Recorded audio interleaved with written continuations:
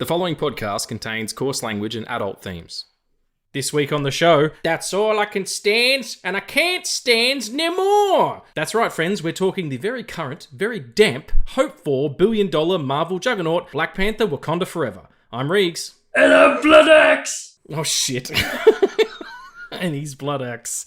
And we are this podcast. I'll just start the thing.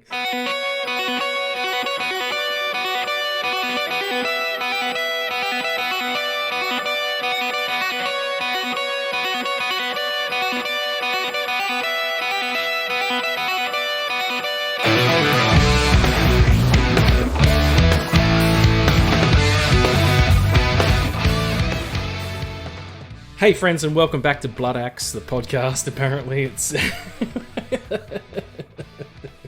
a good time was had by all. Now, welcome back to the Film Addicts podcast. Thank you so much for joining us. I'm here with Addy. How you doing, mate? How you doing, Bloodaxe? I'm doing good. I can't do that voice every time, but every time I can do it, I will. You could do a whole show like that at one point. It's like, doing, yeah, nerd news! No, everyone stop listening. So we'll have to get into nerd news at some point. But before we do that, you well? You well? You well?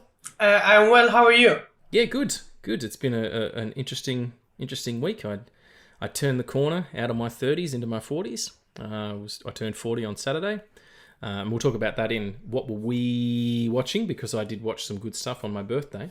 But yeah, I'm looking forward to it. I'm staring down the barrel of the next decade, doing some cool shit. So, including lots and lots of podcasts with you, my friend. We've got 10 years to go. That's going to be like 750,228 episodes, or whatever the hell it is. Fuck yeah. Yeah. So, do you want to talk about what are we watching? Let's talk about that. But before, happy belated birthday to you, my love. Thank you, sir. Thank you. I did get your message on the day. I appreciate that. Lots of Instagram love, actually. Lots of people, fans of the podcast and fans of the Stitch Up, got in touch with me and said happy birthday. And yeah, it was really lovely. Sometimes you find nice little pockets of the internet. Rarely. And then just behind those pockets, racism. Cool. Well, fuck it. We're just going to get into what were we watching? Oh, no, you're going to do it. Okay, wait. Let's do it again. Ready? Take a moment. Lion face, rah, lemon face, lion face, rah, lemon face, right? I can't do it now. Acting technique, Black Rock Yacht Club, Unique New York. Everybody ready? Okay. What are we watching? Timing's good. All right, so what are we watching? Addy, what are we watching in your business? Oh, I'm just going to rave about this one movie that I watched. It's called The Menu. It's out in theaters. Please go watch it. Yes. John Leguizamo. He's fine as fuck in that movie. It's fucking delicious gentleman, absolutely, yeah. It's a good flick, though. Oh, amazing flick. It's something that every person can sit down and enjoy. Okay, why do you say that? Well, like a lot of movies are not meant to watch with a big group of family, or some people, like, some movies like fucking Trainspotting, you can't watch when you're in a mood of happiness. Despite what happened last week to you. But yeah, sure, yeah. Okay, I understand what you're saying. So it's good for all times, for all people. Yeah. That's awesome. It's kind of a comedy film, and me saying that just shows how fucking idiotic I am, because it's very specific type of comedy. It's very satire. It looks really dark, but it also looks like a bunch of rich motherfuckers getting their comeuppance, which is super fun. What's the dude? The Beast Boy? Yes. What's his name? It's not Beast Boy. It's the Beast. Nicholas Hoult. He's not Beast Boy, no. And is it Anya Taylor-Joy in that? Yeah, Anya Taylor-Joy. Anya, right? And John Leguizamo's in it as well. And yeah, the Ray Fiennes, or Ralph Fiennes, whatever you want to call him. Sure, he wouldn't appreciate that, but yeah, okay. Well, I'm gonna put it on the list. What else? Anything else? Watched Black Panther: Wakanda Forever last night. Give me just a brief one word. It's emotional. Panthery. It's emotional. Okay, well there you go, folks. If you're ready for that, hold on to your butts, because that's the rest of the episode. Didn't you see a third thing? Oh no, yeah, shit happens. I had to bail. Oh, damn. What was the other one you were going to see? I was gonna see the Triangle of Sadness, but it's on it's on demand right now, so you can just watch it. Yeah, that looked really fucking good. I saw the trailer for it months ago and was like, all right, that looks like right up my alley. Sort of about some people who get stuck on a yacht, as you know, models and players and poets and writers, and it's kind of they're stuck on this sinking boat together, and they kind of, it's like Lord of the Flies. They kind of all eat each other, not literally, but yeah. All right, cool. Well, then you didn't say that, so fuck it. What was I watching? I was watching some stuff for my birthday. So on Friday night, I watched, as is always a birthday special, The Big Lebowski, but in 4K, which is fucking awesome. That movie rocks. Like, it rocks so hard. It's perfect every time. It's my favorite comedy. I still laugh hysterically at parts of it. Some of it's really smart. Like, some of the jokes are really, really clever. And some of the jokes are just ridiculously silly. So really, really clever jokes where, Steve Buscemi keeps interrupting the dude while he's trying to tell the story. And he's like, it's like Lennon says, man, you look for the person who benefits, and I'm the walrus. And I'm the walrus. Shut the fuck up, Donnie. Lennon. And he's like, what's his problem, dude? That kind of stuff. Making a Lennon joke out of a Beatles joke, right? And then there's a ridiculous part where, the dude's house has been broken into twice at this point. He's fed up with it. So what does a stoner do? He nails a piece of wood like a certain distance away from his front door so that he can chock a chair up under the handle so that people can't open the door. And he's busted all of these nails in there, and he's talking to Walter on the phone, and he hangs up, and then someone comes in through the front door, but it opens out, and the chair just falls, and he just looks at it like, how did I fuck that up? And then later on, he trips over that thing, like just, it is special to me. And then for my birthday, I rented a screen at the Cameo Theatre in Belgrade, which is my local theatre. I talk about it all the time. And I invited me and my family and a bunch of my friends, and we all went there and watched Ghostbusters, the 1984. Absolutely rules. Top 5 favourite films. And another top 5 favourite film of mine is Who Framed Roger Rabbit. And we watched that too, and fuck if it wasn't a really good time. And then the following day, me and my fiance went to see Jaws, which is my number 1 favourite film of all time. People who know me know this. And we watched it IMAX, and it was like seeing it for the first time. It was incredible. Just the IMAX format works so beautifully for that kind of, especially the stuff on the ocean, the third act of that film when they're on the orca. I was seeing things I'd never seen. I've seen that movie 100 times if I've seen it once. And man, it was just stunning. What a beautiful birthday. And I've now seen all of my top 5 favourite movies at the cinema, despite the fact that, they didn't all come out when I was alive during all of them, but I wouldn't have been cognizant of them to go and see them. So it was a beautiful time. I recommend that you, whoever you are listening right now, watch your favourite movies again if you can at the cinema, because it's a treasure, even if you have to hire the fucking thing. So my only question is, did you watch Jaws in a water body, or was it like a sitting theatre? No, it was just a normal IMAX theatre. There wasn't water. I have seen that where people sit in a lake, like in a boat, and watch it like in a drive-in. I don't know, man. I don't know if I could divorce myself from because the idea, the smart idea to do that would be to have whoever's organising it have someone in a scuba gear under the water with a fake fin, and freak the shit out of everybody. But it would be super fun. So I watch Jaws. Someone wants to watch Jaws and they go, you want to watch Jaws? I'm like, yes. You don't even finish the sentence. I'm always ready to watch that movie. It's perfect every time.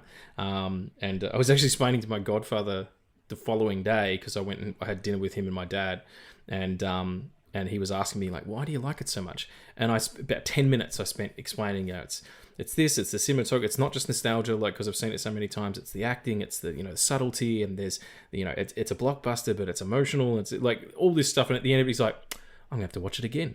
So if he goes and watches it sometime this week, I've done my job. Sorry about that rant. I just had a really good weekend. It was awesome. Fuck no. What would you be sorry about a rant? That's fucking awesome. Yeah, I mean, it is a podcast, I guess. It would be, it wouldn't be much if we didn't rant. So shall we get into the nerdiest of news? The news that's only for nerds. I'm just pulling up my saved links to talk about nerd news, because that's what this is. It's nerd news.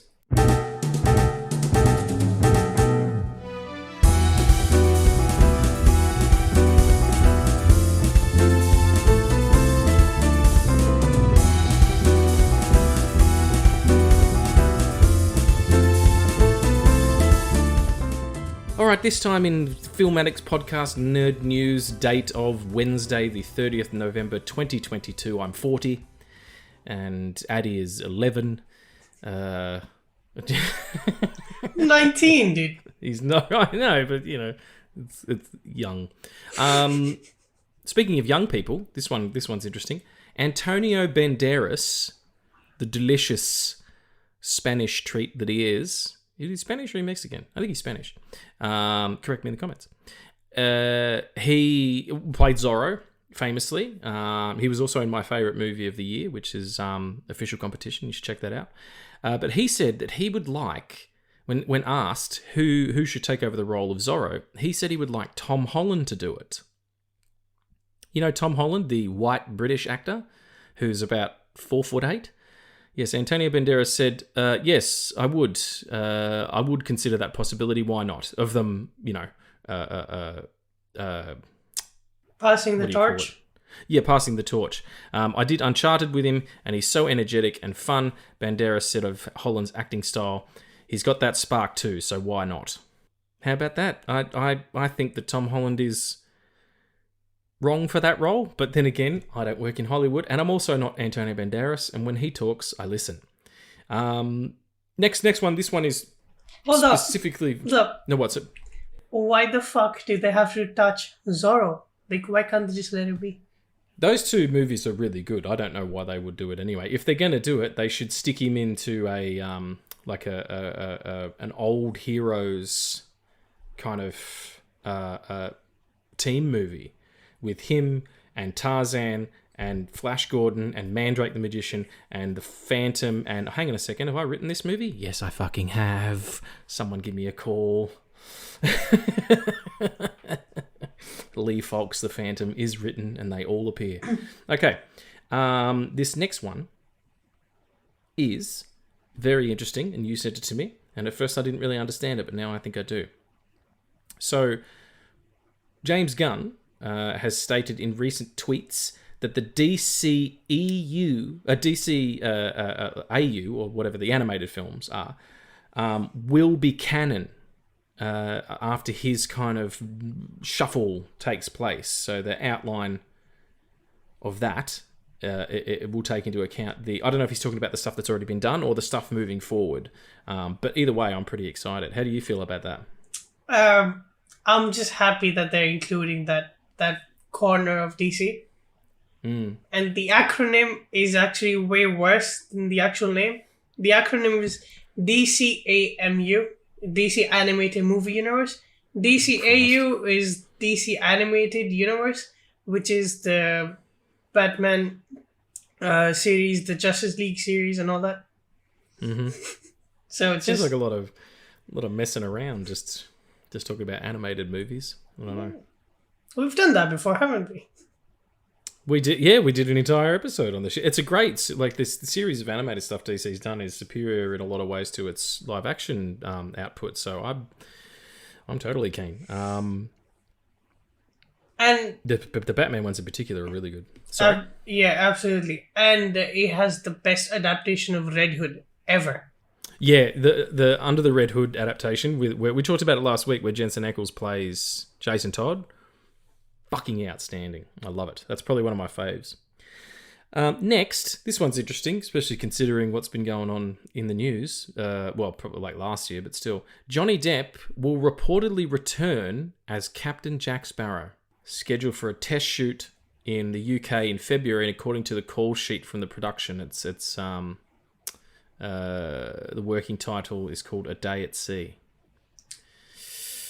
Johnny is set to return as a Sparrow, scheduled to start filming at the beginning of February at top secret location in the UK. Everything is in early stages and there's no director attached, but they're shooting in February. All right, fucking bullshit. I'm calling bullshit as soon as... Sorry, I didn't read that part before. You cannot... It's... What month is it, Addy? It's all... Tomorrow's December. Tomorrow is the 1st of December, and they're talking about this thing starts shooting in February 2023 in the UK, and they don't have a director. You can kiss my fucking flat, hairy balls. That is... I don't know why they're flat. I had to iron them for the birthday party. And then Em was like, what are you doing while you're ironing your balls? I'm like, well, I iron my tie. And she goes, you're not... Stop it. That's ridiculous. Use one of those old school ones you heat up on a stove.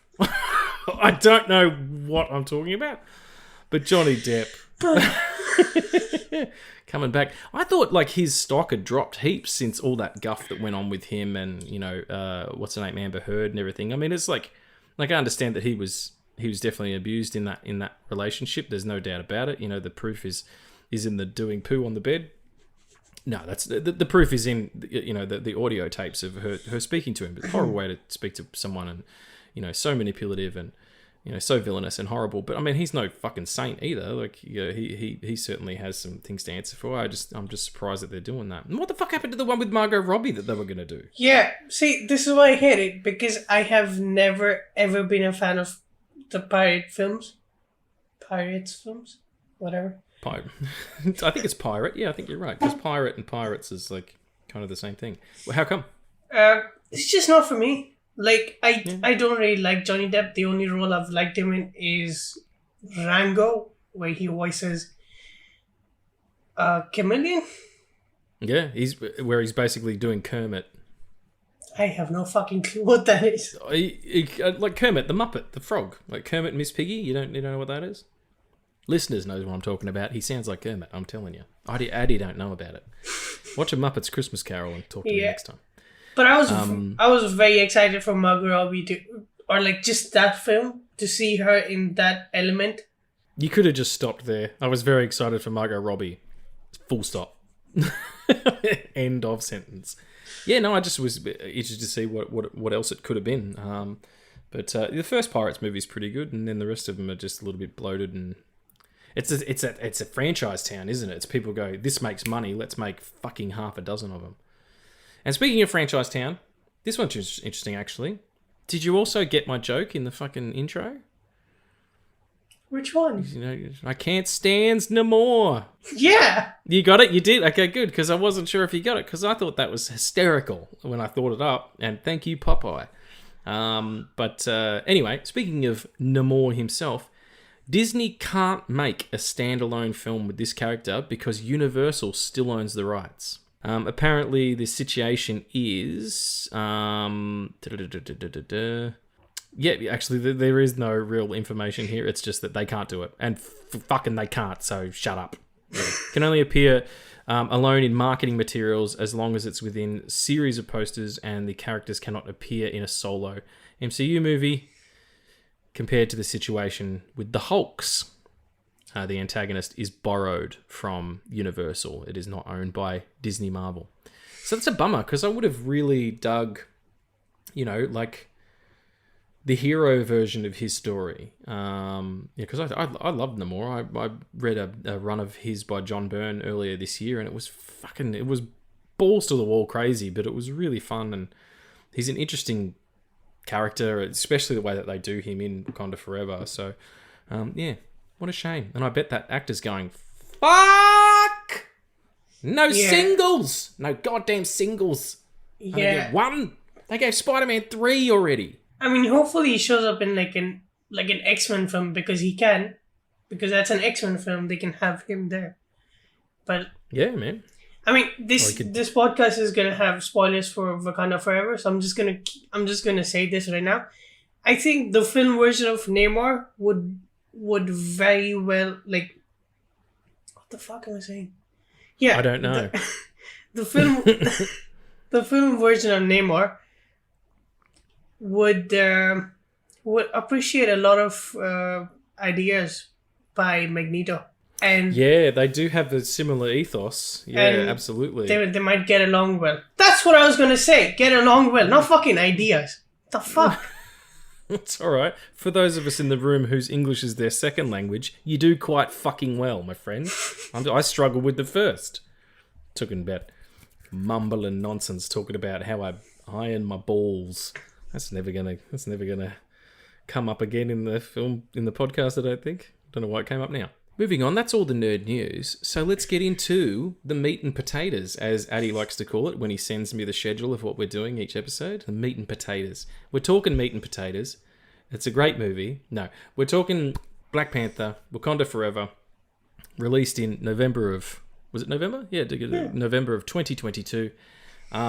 Quite a stunning picture. Quite a remarkable effort considering the constraints that I have on it. Let's just dive in. How did you feel about it, Addy? Like, what's your impression as a whole? And then we'll get into little bits and pieces. Yeah. This is a very hard one because it starts off the way it starts off is we lose T'Challa right then and there, and it's by an undisclosed disease that he's been struggling for a while, and when he calls out for help, it's too late, and I couldn't. It started, and I said, "Oh fuck, I can't." I started to turn away, and then the Marvel Studios comes, and it's all him. It's all Chadwick. Yeah, I lost it, and I don't feel like that could be real navel gazing, and could be real, them leaning into the emotion around the loss of that young man and manipulating people, but I don't think it is. That's that crew, that's that cast, that's Ryan Coogler paying tribute to a person who meant a lot to them. Absolutely, and it handles it very, very fucking well. Like if you have the slightest of ideas of what's gonna happen to the bigger question of who's the next Black Panther, you probably already know before going into the film. But the way they do it, it's very, very emotional, and it's probably the most emotional that the MCU has ever been. Yeah, okay, I'll agree with you, but I think that it's on par with, if not exactly the same emotional as I think Tony finding out that Bucky killed his parents. Tony dying and Cap getting his happy ending, and Aunt May dying in No Way Home. I think they reached those, and there's some nice emotional stuff that goes on throughout it. Like, for instance, just Steve Rogers. This is Steve Trevor. Then Steve Rogers being the man out of time and realizing that he loses the love of his life. In Civil War, Agent Carter dies. Like it's there's some emotional stuff, but this is heightened because of Chadwick's death. And you're right in that they handled it really well by they didn't CG him. They did. They didn't even, they could have done him in costume, and because it's full body, they could have gotten away with it, They didn't manipulate and use his voice, with algorithms or anything. They were just like, he's sick. Shiri, it opens with Shiri. She's trying to solve the problem and she can't, which sets up her entire emotional arc for the film in the prologue or in the pre-credits cold open. Yeah, I think it was handled really well, and you just see him in the funeral, and you just see the mural of him, and that's enough. We all get it, and we all know that we need to move on. Yeah, and it's in the story. I mean, I find it really perfect because it gives us, the audience that loved that character, a chance to grieve with everyone in that film, and it gives the actors a chance to grieve as well.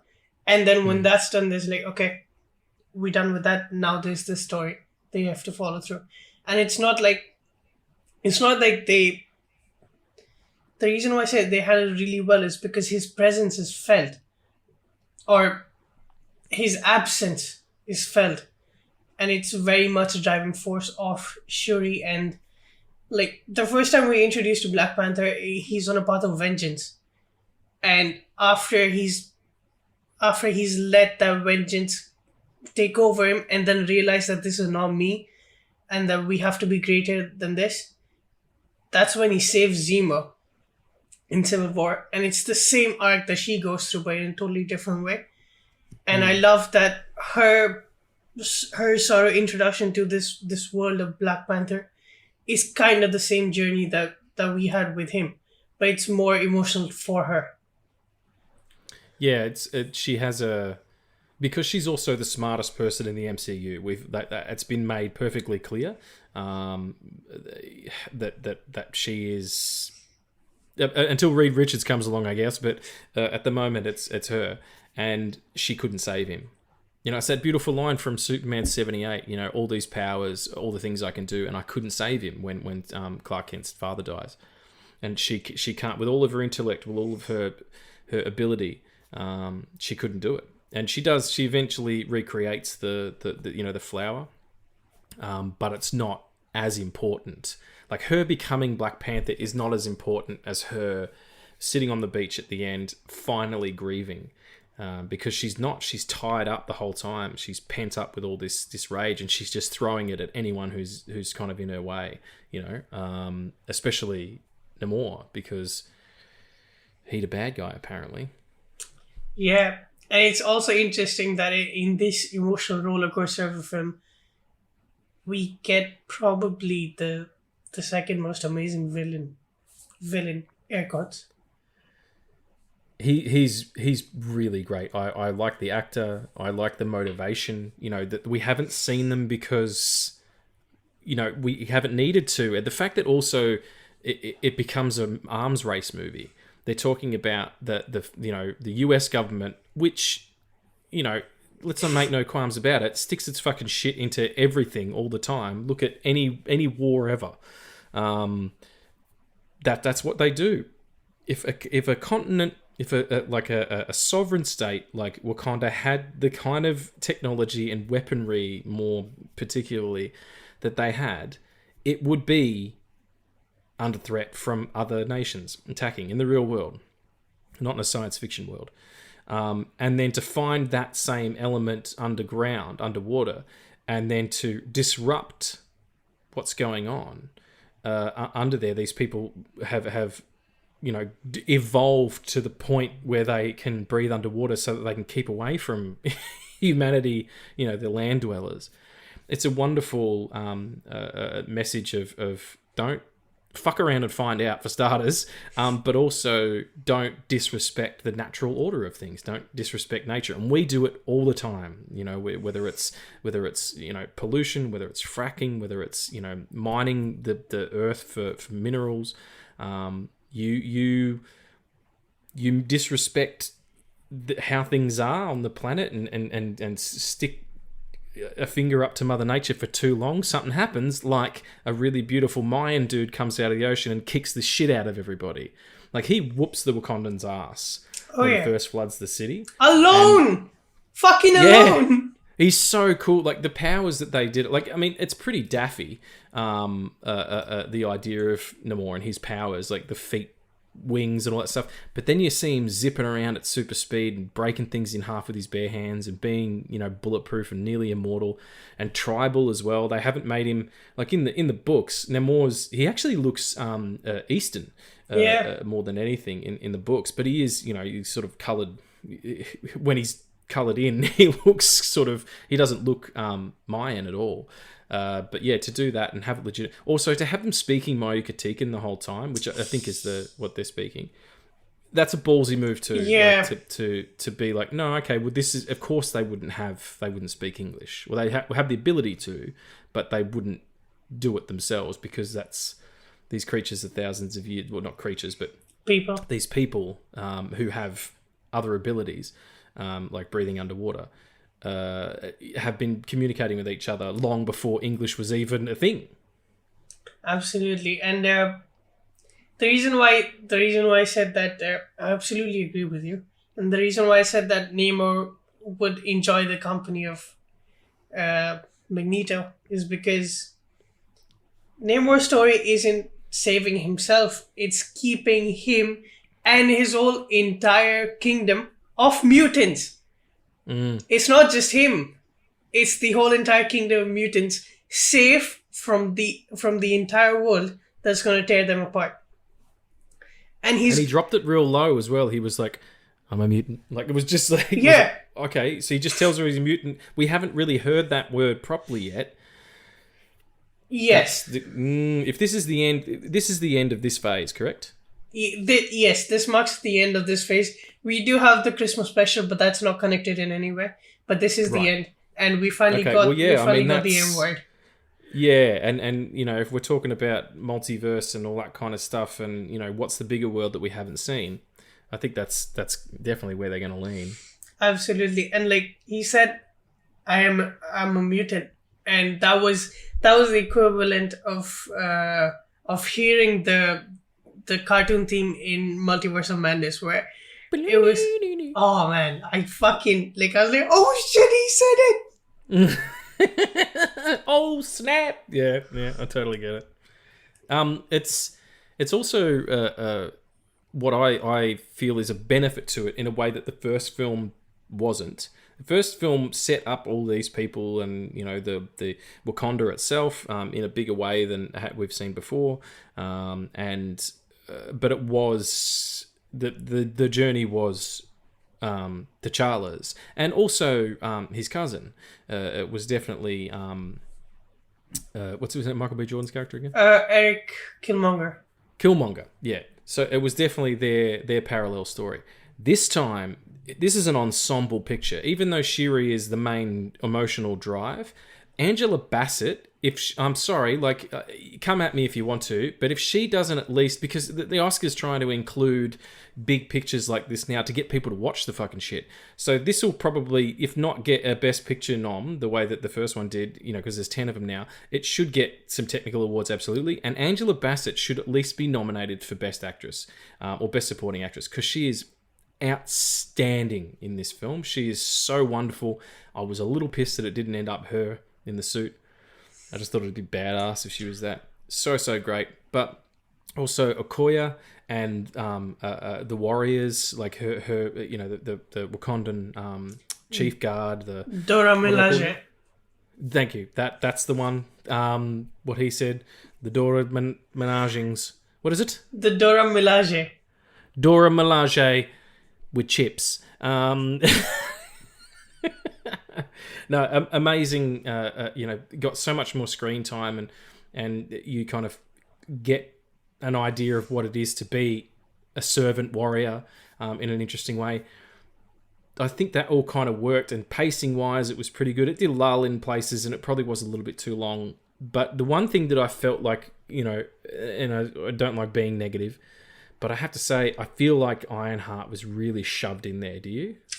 What? Really? Yeah, I just feel like it was... I mean, Ryan Coogler's going to do the movie he wants to do.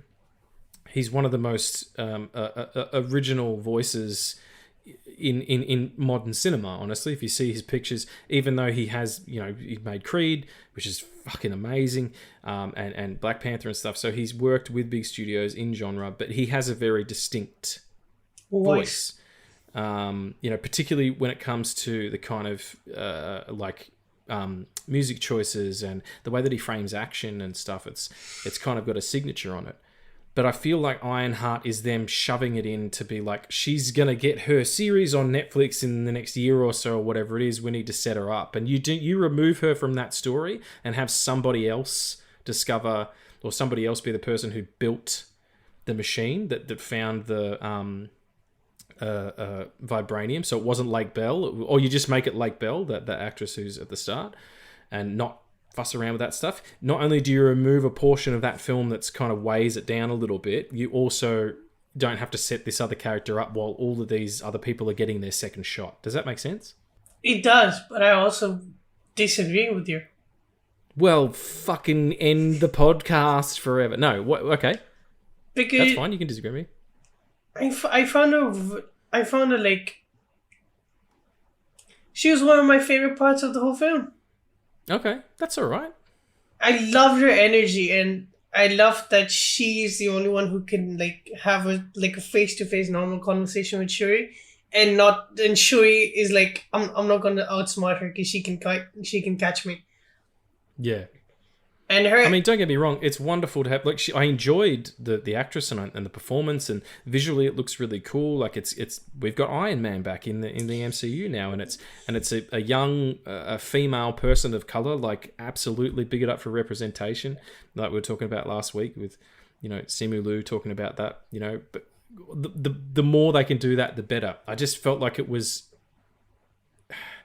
like maybe they went to him and was like, "Hey, Ryan, we kind of need to put this in. Can you find a way to do it?" It's maybe that's not the case. Maybe it was absolutely 100% his idea, and he's like, "Yeah, I think this character would be awesome because, she's this, and she's young, and she's intelligent, and she builds the armor, and it's going to be great for my story." That might have been the case. It just feels like a studio note to me. it really doesn't for me. That's just one thing. Like I will 100% disagree. Like it All right, just. well, what do you think in the that's cool. We don't always have to agree, you son of a bitch. No. What do you think out there in the comments? Let us know what you felt about Ironheart. As I said, I didn't not like the character. I did not like the performance. I wasn't like, oh, well, this is useless. It just felt like a little bit too much. Someone put too many sprinkles on that cake, and it was sprinkle heavy. Yeah, like a corner of the cake that just has sprinkles and like a cherry and just icing. There's no cake there. There's no cake to it. Yeah, exactly. And, Yeah. it'd be cool to see her do other things and get her own show. Absolutely. I'm on board for all that. It just felt a little bit full. I will say one thing, though. I like the first Black Panther movie. Absolutely. It's a really good picture. This... maybe not in for some people in terms of the story or the execution even, is not as good. But for me, this film, doubling down on the action, like that fight scene on the bridge after an awesome car chase was outstanding. Where it was Okoye and taking on the big Mayan guy. It is Mayan, isn't it? I'm not getting that wrong. It's mine. Yeah, okay. So if I think they're speaking For legal reasons, it's mine. It's not Atlantis. Yeah. We're not allowed to say Atlantis. Shh. Shut up, Disney Plus, and don't whisper. It's weird. Aquaman is gonna come and fuck the fish in the MCU. I'm sorry. That was just in the end. I'm sorry. What's happened, Namor? Someone, I don't know, Namor sounds like this, sorry, because I'm not going to attempt to do his accent. Someone came and fucked all of my fish. What? Why did that happen? And I don't know who this is. This is General Ross, so it's Harrison Ford. What happened? Some dude with a beard came and fucked all of my fish friends. All of my fish friends. Consensually? Well, yeah, it was consensual because he's really good looking. It's Jason Momoa? Yeah, I do. Yeah, it looks like him. Oh, of course, totally makes sense. Yeah. Fucking fish. It's like that Family Guy joke where like everyone in the Daily Planet, all the women get breast cancer, and Clark is like, what happened? Because he keeps X-raying their boobs. Superman has more integrity than that. God damn it! I won't hear a bad word about the man saving the day, looking at some titty balls. It's not true. He is a gentleman. He is not a predator. That's bizarro stuff. Anyway, Evil Superman from Superman 3 with Richard Pryor. I just feel like the accent, Accident. Fucking blood axe. Sorry. The execution of the action sequences is fantastic. Like it was a real step up, because I kind of went into this going, all right, it's another one of these. But I really like Ryan Coogler as a director. I think this looks interesting. I wonder how they're going to do it.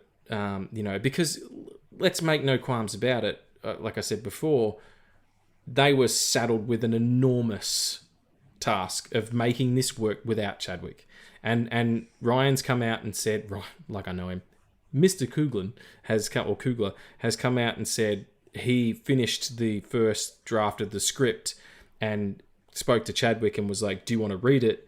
And he was like, nah, send it to the studio first, and then I'll read it after.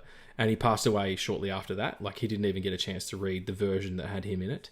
So to redo all that, I mean, there would have been parts that you can kind of adapt and put Shiri in and this and that. And definitely Namor would have been the protagonist still, I guess, and or the antagonist rather, and there would have been that stuff. But to work that around, and also the emotion behind it as a person, what an incredible feat to pull it off and have it be so well done. And the action scene where they're on the ship and all the I nearly said Atlanteans, all the Mayans are sort of crawling up the side of the ship, and the no, what are they called again?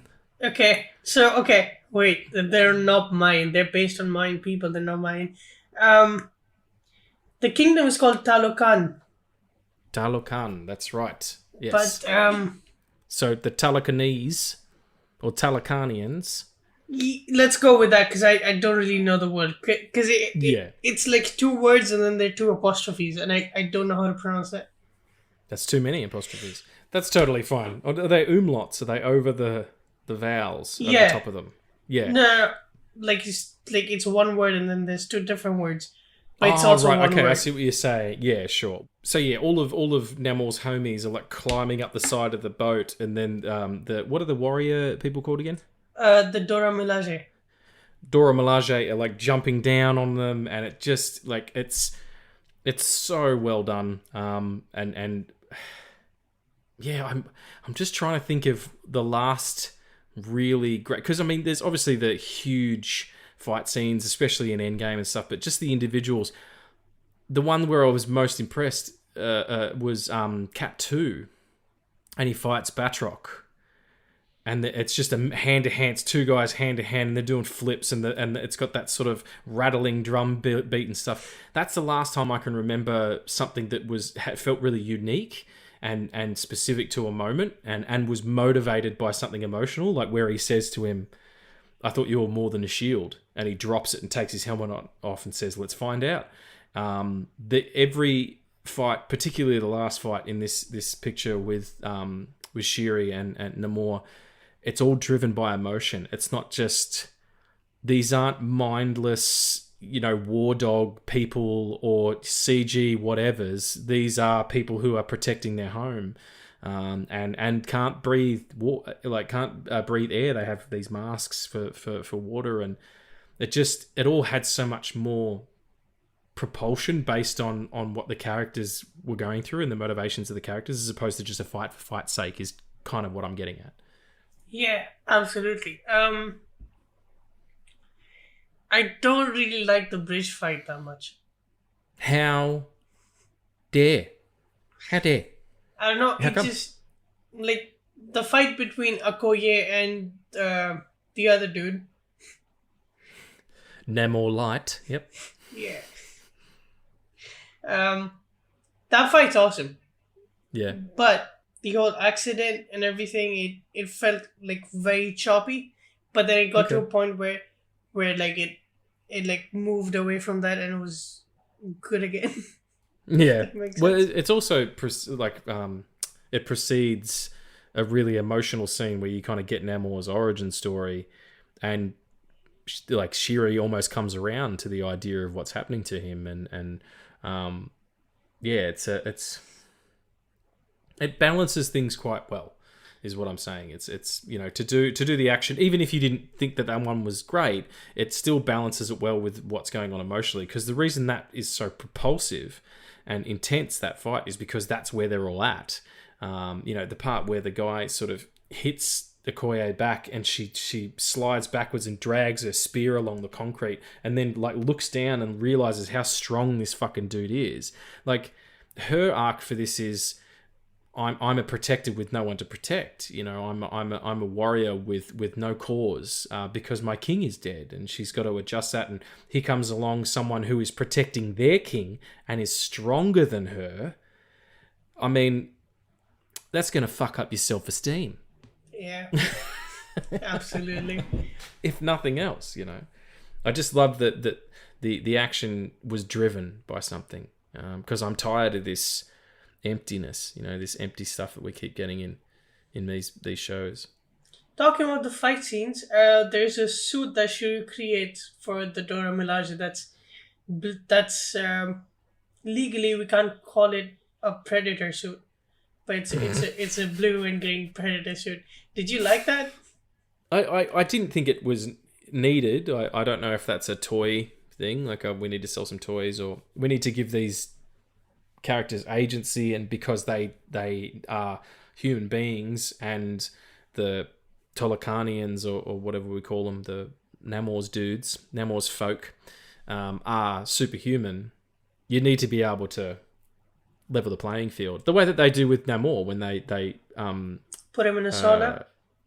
Yeah, basically they say, I nearly said they irradiate the air, but they don't. They desaturate the air and make it impossible for him to for his body to acclimatize. Which is pretty cold-blooded, honestly. I mean, it's like a fucked up way to deal with like she someone. says, man, it's pretty cold-blooded. But right before this war starts, Neytiri, I'm sorry if I'm butchering the name of the character, but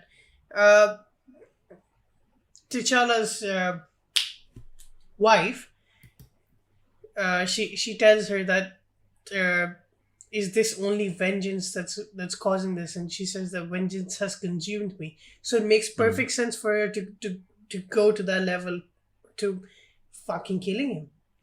Yeah, they don't mess around. Yeah, but the blue predator suits just took me out of it. I can understand that, man. It's yeah. It was a spice that you didn't need. That one. You know what's a spice you do need? M'Baku. Oh yes, dude, he's my favorite part of that film. Oh so god, great, so cool. Again, everyone else gets this. These were all side characters. These are all bit parts. But in this film, everybody gets a little something more because you don't have to spend the time. I'm not saying that it was good that the gentleman that Chadwick passed away. Absolutely not. By the way, I want to make that perfectly clear. Just saying that with the absence of that character and them not recasting, which is probably a good move, even though for some reason Chadwick Boseman's brother came out and said that he would want them to, but. Maybe don't worry about it, mate. Maybe just shut up. Not shut up, but just I don't know who benefits from that. Like he can't speak for himself, so maybe don't speak for him, brother or not. Like I wouldn't profess to know what my sister's thinking all the time. So, to do that and to have this be not about an individual Black Panther until almost the end of the third act, or at least the start of the third act, and have it not kind of be another origin story and everybody getting some agency, you get these highlighted characters like M'Baku, and he gets to be not this kind of just hulking slapstick creature. He gets to have real moments and some real, as I said, agency is the word I keep using. Yeah. And like his line of telling Shuri after Queen Ramonda passes away, because that fucking happens. Oh, get fucked with that shit. I go in thinking that she's going to end up being Black Panther and she gets murked underwater by fish man, fish feet man, fish bird feet man. Fucking bullshit. I was quite distressed. Yeah, and it's kind of payback when she puts him in a sauna, because like he drowns her mother and then looks her right in the eye and says, "Bury your dead, you're the queen now." And then fucking leaves. Flies off and dips into the ocean like a goddamn weird cormorant, which is a type of bird that goes in the water sometimes. That whole scene where it's what happens in a second act, or what should happen in a second act. Your hero should lose and then have to rally themselves back and come up with a new plan. It's screenwriting 101, but it's the emotion of it is so much more because Wakanda has been in our minds since it was introduced, or since the concept of it was introduced in Civil War, has been this impenetrable, completely invulnerable, impervious to incursion apart from Claw city, where they have the most advanced society on the planet. To have that be so easily decimated by water. Yeah. There is nothing more primal and more powerful than water. If you think about it as an element, and it's so simple, and yet that completely decimates their society for a period of time. Absolutely, and it also shows just how fucking ruthless and powerful Namor really is. Because one of the first things he says in the film is that Wakanda doesn't stand a chance in front of Talokan, and he shows that by just being him for once. Yeah. Like, and it's not that it's attacked by anything. He comes on a fucking whale and then just floods the whole city. Yeah. Which, can we talk about the flipping off of whales, man? That's fucking cool. It's so dope, cool. Man. Like, that's what, honestly, I remember we were talking, me and Hugo, about how in Justice League, particularly Zack Snyder's Justice League, all of their powers weren't actualized really, apart from maybe the Flash, to do things that they can do. You know, Wonder Woman can speak to animals. You know, that's one of her powers. That never fucking happens. You know, the Flash can run through time and stuff, but he doesn't phase at all and like phase through objects and like to do cool shit, cool comic book shit with your powers. Aquaman doesn't do anything. He's barely even near water, honestly. In those whole pictures, like he should turn up on a megalodon and chomp some dudes. But yeah, turning up on the whale. There's a shot of it, a great shot of it underwater as well, of it like passing over and coming underneath the ship. They're water-based people, civilizations. Of course that they would have, you know, in their camp, the creatures of that ocean. It's the same way that we ride horses and stuff. Yeah. But coming back to M'Baku, his line of telling Shuri that the world has taken too much from you for you to be considered a child. I was like, oh, fuck me, man. Yeah, so powerful. That particular scene as well, like the second funeral of this film, underlines how tragic her story has been up to this point, and why there is so much hope in the end of the film. But yeah, he's to get a moment like that as an actor who was in the previous film a semi-antagonist for Chadwick's character, for Black Panther. Wonderful. Give me the M'Baku series. I'm gonna take that. Yeah, every day. Like, Winston Duke is just an absolute legend. I love him. He's amazing, and I want a show of or like just like a small YouTube series with like 6 episodes of him and Wong just reacting to stuff. That'd be so cool. Like YouTube stuff, or what like, do you mean? Like fucking Sopranos or something. Yeah. Yeah, I want to see the TV show, which is just M'Baku and Wong watching The Sopranos.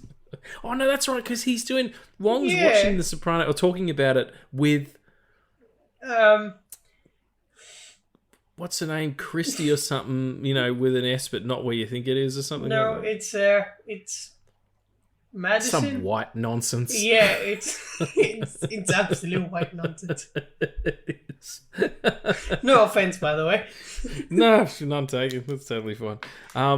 Yeah, I can't remember what her name is, but yeah, they're talking about The Sopranos. You should watch The Sopranos if you haven't. It's really good. Fuck, it's gonna kill me now because I can't remember the name. I'm sure you could look it up. She's gonna get her own series. Is she? No, fuck no. No, I hope not. I don't think so. No. Yeah, but yeah. I just wanted to say that like M'Baku is one of the highlights of the film, and it's like he's probably one of the characters that has turned around from the first time we saw him, because like you said, he's one of the challenges of the throne for Wakanda in the first one, and the next time we see him is in Infinity War, and he's beside T'Challa saying that when you call for help, we will answer. And he starts the war cry. And then we start the war cry here, and I got fucking goosebumps. It's powerful. It's really powerful. It was like the first time I saw a haka. It was actually at a wedding, and I was back when I first started, straight out of film school, started up a company to do video work. And the thing that you do when you start is wedding videos, because people always need them. And I did one that was to New Zealanders, and one of them was Maori, and his whole family did a haka after the speeches, and it was. I was physically shook. It was so powerful, and you know, I know this is just a silly movie, and it's not the same, and you know, the history of the Maori people is very different than the history of the people from Wakanda because they don't exist. But I just mean, that feeling, that war cry, that chanting is it has a visceral reaction with us, absolutely, and I can't explain why. Now, because we're here, let's just talk about the final fight. Because I have a lot of thoughts. But you go Punch first. ons. You go first. Doing flicking stuff. Doing some flips. Flip, flip, flip. Punch, punch, punch. And it's exciting. Now, I do, like I said before, I think it's really good how it's driven by emotion. It has almost an act structure into itself. And I just thought the only thing I'll say about it is it looked really good, and it was fun to watch and stuff, and it did have a real weight to it. He gets burnt almost to a crisp, and he just like, oh, okay, well, you know, she's right, and we'll be good now. Like, I don't know how I'd feel about getting my ass whooped by anybody and having the whole... I know he would heal and everything, but still, like, the turn was a bit quick for me. And he's like, oh no, all of my people, we need to back off now. It's all a little quick and convenient. How do you feel about it? I have a lot of thoughts, but it kind of doesn't work when you have your opponent, like, begging for air, and you say, I'll only let you live if you come by my side. Like, of course he's going to say yes. But it kind of works for me because, like, the whole film, I wanted Shuri and Namor to be on the same side. But the thing that doesn't work for me is the final fight. Like, it's cool and shit, but it doesn't work because you see the context of the fight, and it's a civil war between two people who are just trying to protect their land, and it's shot like it's some heroic shit, and it's not. It's supposed to be horrific. Like, these are, for the lack of a better word, these are mutants trying to fight for their right to remain where they are, and to be hidden from the world that's not going to accept them. Bless you. Thanks. I just sneezed, everyone, but I turned my mic off to do it. But then you've just said bless you for no reason. People are like, that's you. And I think for them, Black Panther, bless you. I totally understand that, man. It's a really good point, well made. That this would the stakes of the fight do not translate into the ferocity of the fight. Is kind of what your point is. Yeah, and like having the Predator suits just takes me out of it because I want to be in that state where it's horrific and you're like, oh shit, like this really shouldn't be happening. It's war. This is war. There should be, consequences. And it's a war in the most powerful nation in the entire MCU. Like it's the most dangerous thing you could ever hope for. Like before thinking of a civil war, you'd say like Wakanda attacking the world. That's not nearly as dangerous as some like a nation as strong as Wakanda, and then both of them fighting each other. It's horrific, and I wanted to feel that, and it's weird because I understood that this is what was happening. Yet it wasn't shot that way. It was shot as good guys and bad guys, and them fighting.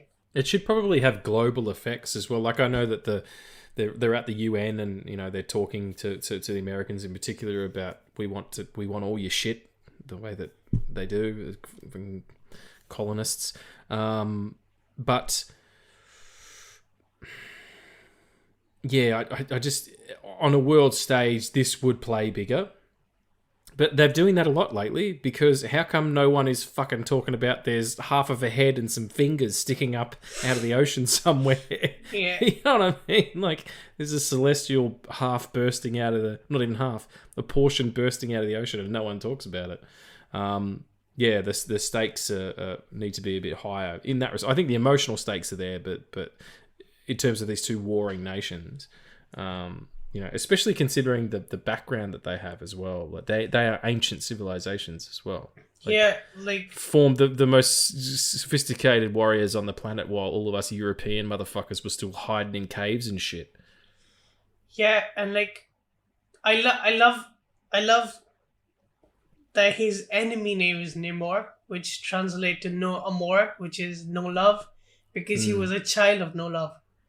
Yeah, and it's so layered, and the two things that really did not work for me in this film is the final fight, because I wanted to feel a certain way, and it got to that point, and then I realized that they're not showing it. They're not going to show it. And then the second was Talokan, because I've seen Aquaman, and Atlantis there is fucking amazing. Yeah, it's really well done. It was around the same time that we got the first look of Wakanda, and it was like there's a shot of Wakanda, and then there's a shot of Atlantis in the Aquaman film, and like it's almost similar to how like they've built these CG models, but they talk about, like Namor talked about the history of Talokan and why people came down and the civilization that they created. But again, like, they didn't show the beauty of it. Like, that's why I was there for. Like, the whole reason you take the viewers down inside of Talokan is to show them the beauty.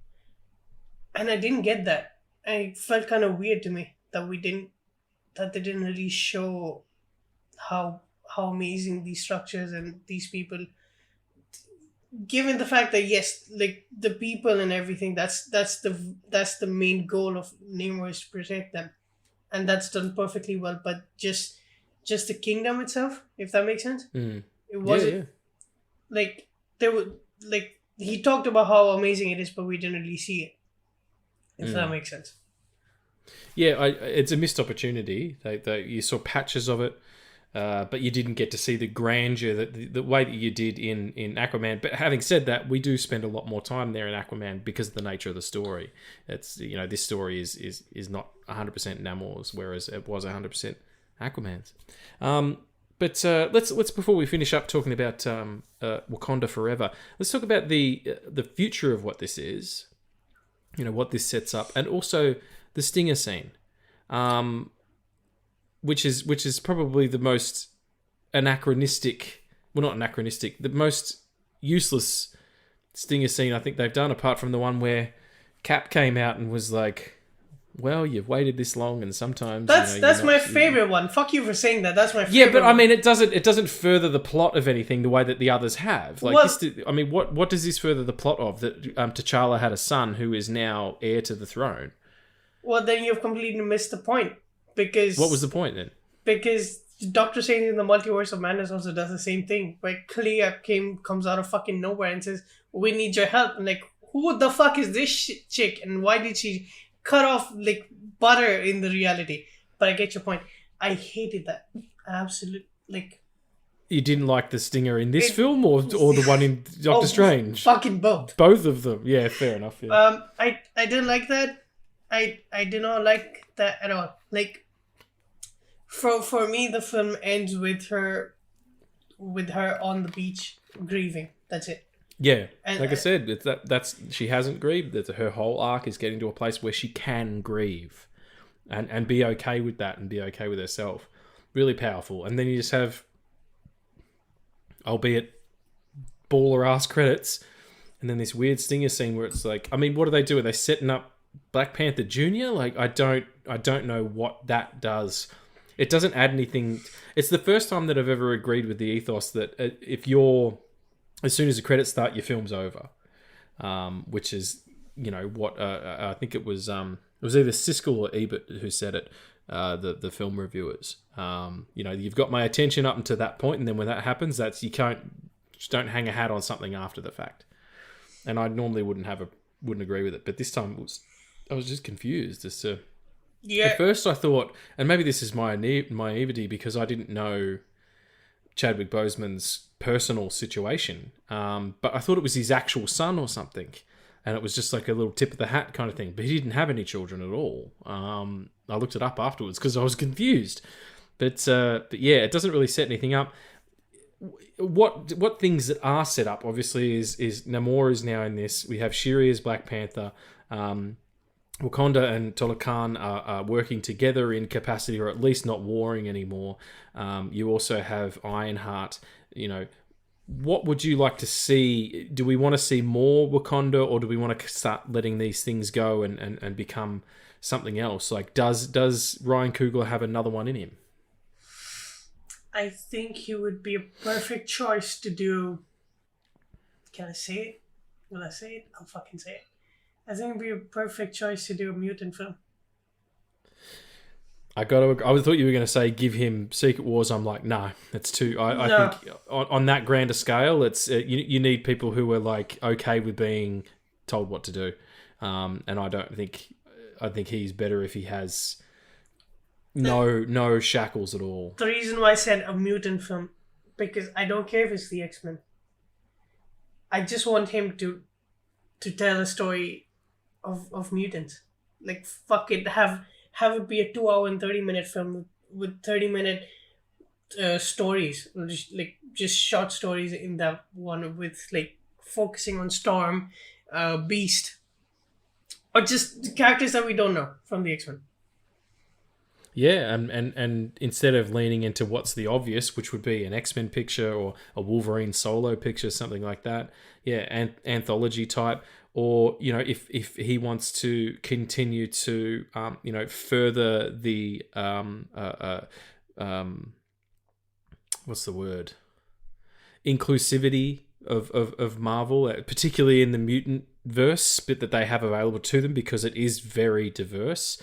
There's lots of people of color. There's lots of people with different sexual orientations. There's lots of people who would easily be able to call non-binary, or whatever you want. But LGBTQ plus people. But something like Bishop. He'd kill doing a Bishop movie. I think that'd be, really interesting. You could have him do something where Storm comes into Wakanda, because, in the comics she's actually married to T'Challa, and that's obviously going to happen this time. Maybe she marries M'Baku instead. Like, yeah, bring the mutants in, because it's the same. We're working in the same turf here, where it is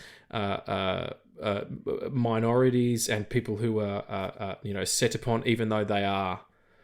It's the start when they're like, we're the UN, you have to fucking do what she say. And she's like, fuck you, I'm not going to do that. We know what you're like. We know why you want these things. This isn't outreach. We don't need your help. This is about, us against you. It's absolutely a mutant mentality. And it's about telling you that what you're doing is wrong, even though you don't fucking admit it. Yeah. Yeah, like, we all know the truth. Don't pretend it's anything otherwise. Yeah, absolutely. Yeah, all right. I was going to think up my own thing, but fuck, I'm on board with you. Give Ryan Coogler a mutant picture, or let him go off and do something else for a little while. Oh yeah, maybe let him out of Marvel to do some interesting shit. He's supremely talented. Fruitvale Station's one of the most affecting movies I've ever seen. Like, that stuck with me for days after I watched it, that film. And Creed is just that is my favourite Rocky movie. And come at me if you want. I mean, apart from Rocky 4, whichever one Dolph Lundgren's in, because it's so fantastically fucking stupid. But Creed as an executed film is remarkable. So yeah, let this guy off the chisane and let him try some new stuff. And let these characters kind of grow and form and be what they are naturally. Let's not shove them into things too much. If you had to give this a rating out of 5 stars, we don't normally do this, but I'm interested. What would it be? I gave it a rating. And with all the shit that I've said, I still give it a 5 star. Still give it a 5 star? That's a good, positive place to be. I'd probably be pretty close to that as well, because it is a really well done film. It's really well executed. It's really well made. It has its problems, but every film does, apart from Jaws. So what we're going to do now, friends and loved ones who are listening, we're going to rank the Phase 4 projects. We're going to do film and TV, 2 separate rankings. Yeah. And the answers may surprise you. Yeah. So do you want to do film or TV first? Let's do film because there are less films, and I just want to clear out this is not the official ranking of Phase 4. It's just two people talking about the things that they loved. The reason why I decided that we're gonna do films and TV different or separately is because, well, of course, films have a lot more budget than TV shows. So, and also they're all of them are canonical. Like, you know, the TV stuff can kind of lift out in places, whereas all of these movies have to connect together. Absolutely true. And the specials don't count here? Oh, no? No. So no Werewolf by Night? No, because you haven't seen the holiday special. What has that got to do with anything? Because the two specials that the MCU did. Well, fuck that noise. Werewolf by Night was one of my faves. That's on the list. You shut your face. Sure. The Christmas special can just be... I'm sure it'll be wonderful, but that's the only one I haven't seen. But in terms of the movies, though, just in by alphabet, we have Black Widow, Eternals, Multiverse of Madness, No Way Home, Shang-Chi, Thor 4, or Thor Love and Thunder, and Wakanda Forever. So they're the movies that we're ranking right now. Do you want to go one for one, or do you want to just go down the list? Let's go one for one, and let's go from 7 to 1. Because there's 7 for 7 to 1. Is it 7? 1, 2, 3, 4, 5, 6. Yeah, it's 7. Okay, cool. What is your 7 then? I think we both might agree on this one. Yep. It's the Thor 4. Thor Love and Thunder. Yep. It's a big dumb cartoon, and it sounds like by the sound of it, even Chris Hemsworth is sick of it. So whatever. There you go. Thor 4. If you enjoyed it, I'm glad. What was your number 6? Oh, so that's actually number 7, Thor 4? Yeah, it is. Right. I hate this, but this is where it is. I did not for 1 second think that this is where it will be, but here it is. Doctor Strange in the Multiverse of Madness. Ooh, okay, that's fair enough. Why? Just a big mess? Oh yeah. Yeah. It's pretty It's two different movies in one film. You're absolutely right. It is. Yeah. There's a lot more going on there that needs to be. There's a part of that film that's great, and then it gets bogged down in the center by a bunch of stuff that you didn't need. Like, I love John Krasinski and everything, but if you're not going to actually cast him as Mr. Fantastic, then don't worry about it. You know. Well, you're not going to like this. All right, it's Eternals. It's It's Eternals, isn't Eternals. it? Oh, you fuck. Yeah. Okay. I'm sorry. It's only because I don't feel the emotional. I think it's probably the best shot out of all of them. I think it looks the best. I find it interesting, but I had no emotional connection at all. And that's not because it's an origin story. Like, I have an enormous amount of emotional connection to these characters in all of their first appearances, and not from previous either, not from comic books, because I knew who the Eternals were. I'd read their books. I just felt like the performances were wooden. It throws a lot of balls in the air for the next movie to catch, and it was. It looks like the next movie isn't going to be there for the next 5 years. Yeah, exactly. But it was more just I didn't feel anything. That's what's important to me. Is this story making me feel something? So, yeah, sorry, buddy. Okay, no worries. Before you move on, though, you said, what the fuck did you say? Doctor Fantastic? Yeah. I want to go back and say, because this is what I was thinking. Like, when they say that there's the scientist that built this vibranium detector in Wakanda Forever, I thought, holy shit, that's Doctor Doom!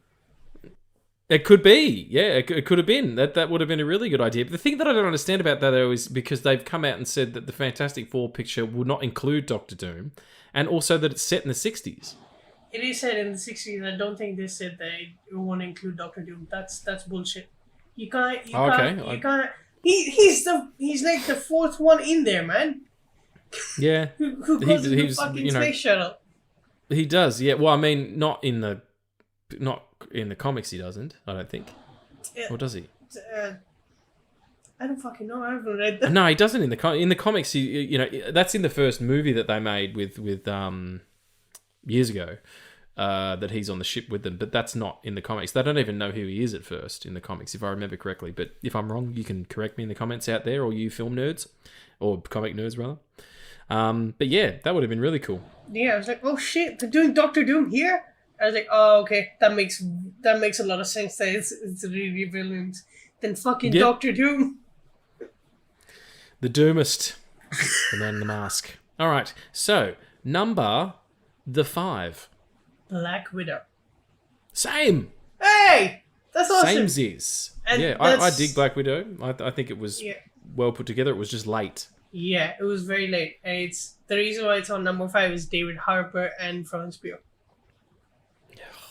The introduction of Florence Pugh into this, because then she turns up in Hawkeye, which is my well, we'll get to that, but what a wonderful young actress she is. And I do like that movie. I said I don't mean it's late because it came out late because of COVID. I mean it's late as in Black Widow should have got a movie before Avengers. Oh yeah. And they could have had Hawkeye in it. It could have been the Budapest story. Yeah, now it's just a throwback to a story we'll never see. Yeah, exactly, and it was well put together and everything, but it just and you know it was well directed, and I think it was Kate Shortland, who's an Australian director, represent. Added some really cool things, but it just was, it was just a bit late, and I didn't like the ending. Or the villain, really. It was just like, fuck, it's another nobody. Like, surely there could be something bigger, and her breaking her own nose and stuff. It was just, all a bit much. Number 4 for you. Spider-Man No Way Home. Yeah, you see? Interesting. Okay, explain your reasons for that. I love this film. This film is sort of the reason why this podcast exists. A little bit. Yeah. But yeah, it's amazing. And that's why I like it. But it's number 4. Yeah. Okay. My number 4 is the Multiverse of Midness. Because whatever. Multiverse of Midness. Multiverse of Midness. The Multiverse of Mana. I'm just making words up now. No, because regardless of its problems and its messiness and stuff, I had a better time with it. I felt more emotionally attached to particular Wanda's story, and I fucking love Doctor Strange as a character. I think he's baller. It just spoke to me a little bit more than the others. Like I said, these rankings for me aren't about execution at all. Like, they're not about how well they're made, because if that was the case, then Eternals would be at the top. Even though it is a bit dark in places, but it's the best shot. I don't know if the action's as well executed and stuff, but you know what I'm saying. It's not the practical stuff of filmmaking. I'm trying to take that part of my brain off, which is hard to do for someone who was literally cutting together, some film today. But I'm just talking about enjoyment and emotions. Like, what was it invoking in me? And that's the important part to me about movies is how you feel about them, as opposed to how you can break them down. Multiverse is my number 4 because it I love Wanda. I was hearing her. Number 3, the 3. Do you have Werewolves by Night in the movies? No, I had it in the TV shows. Okay, that makes sense. Special part, yeah, because it's not a feature. So yeah, my number 3 is Eternals. Of course it is. No, that's cool, man. I love how much you love that movie. We had a really good conversation about it when it came out, and it was getting so much flack, and for whatever reason, you were just like, "Nah, I'm behind this thing." It was the first conversation we had. It absolutely was, yeah. It was like, hey, what do you think of it? And I love your passion for it, man. It's beautiful. Yeah. What's your number 3, sir?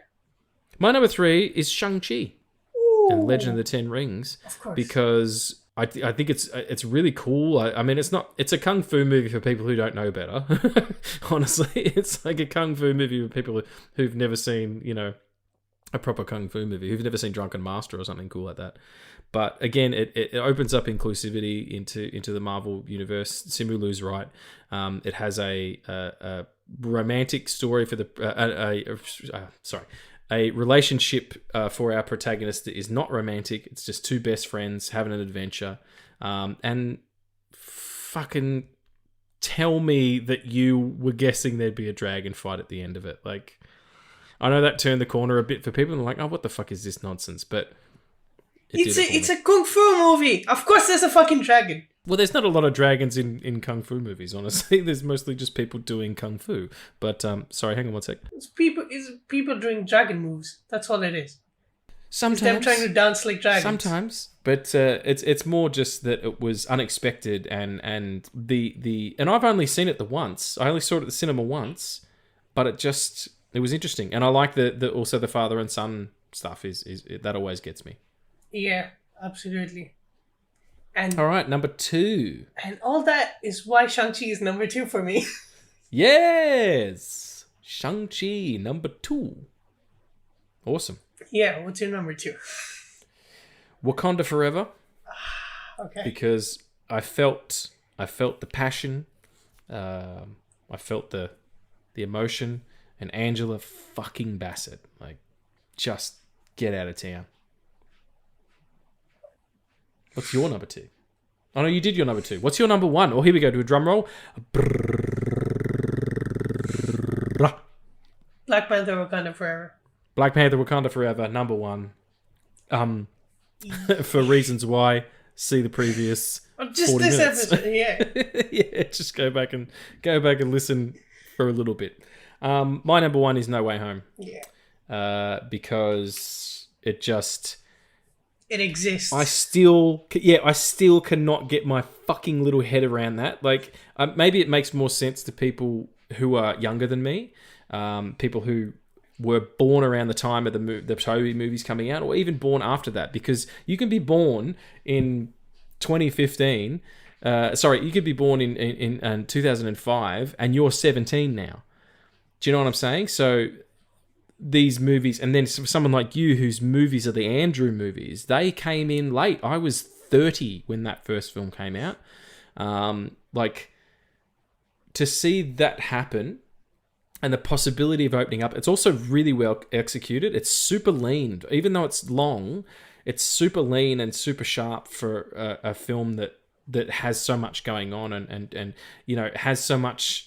Like, even the things that you would need to understand. And there's problems with it. There always is. But you see 3 Spider-Men swinging around together and that score rising and then they land on the top of that statue.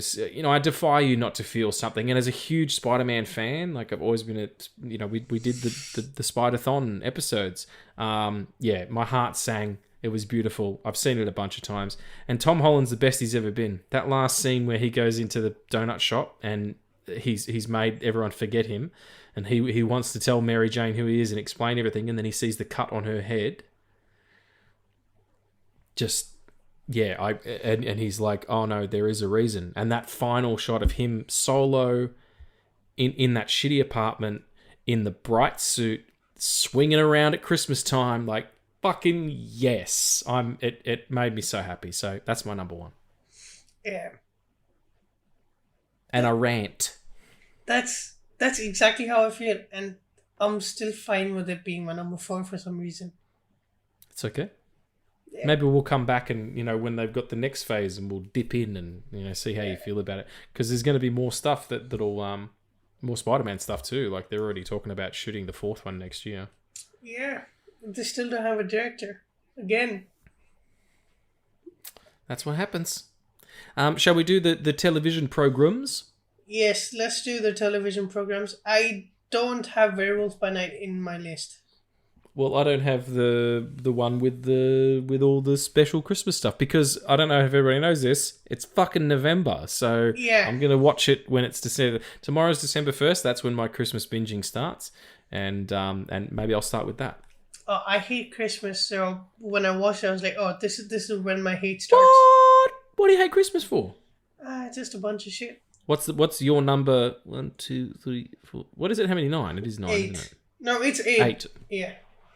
Okay, what's your 8? No, what's your 8? What's your 8?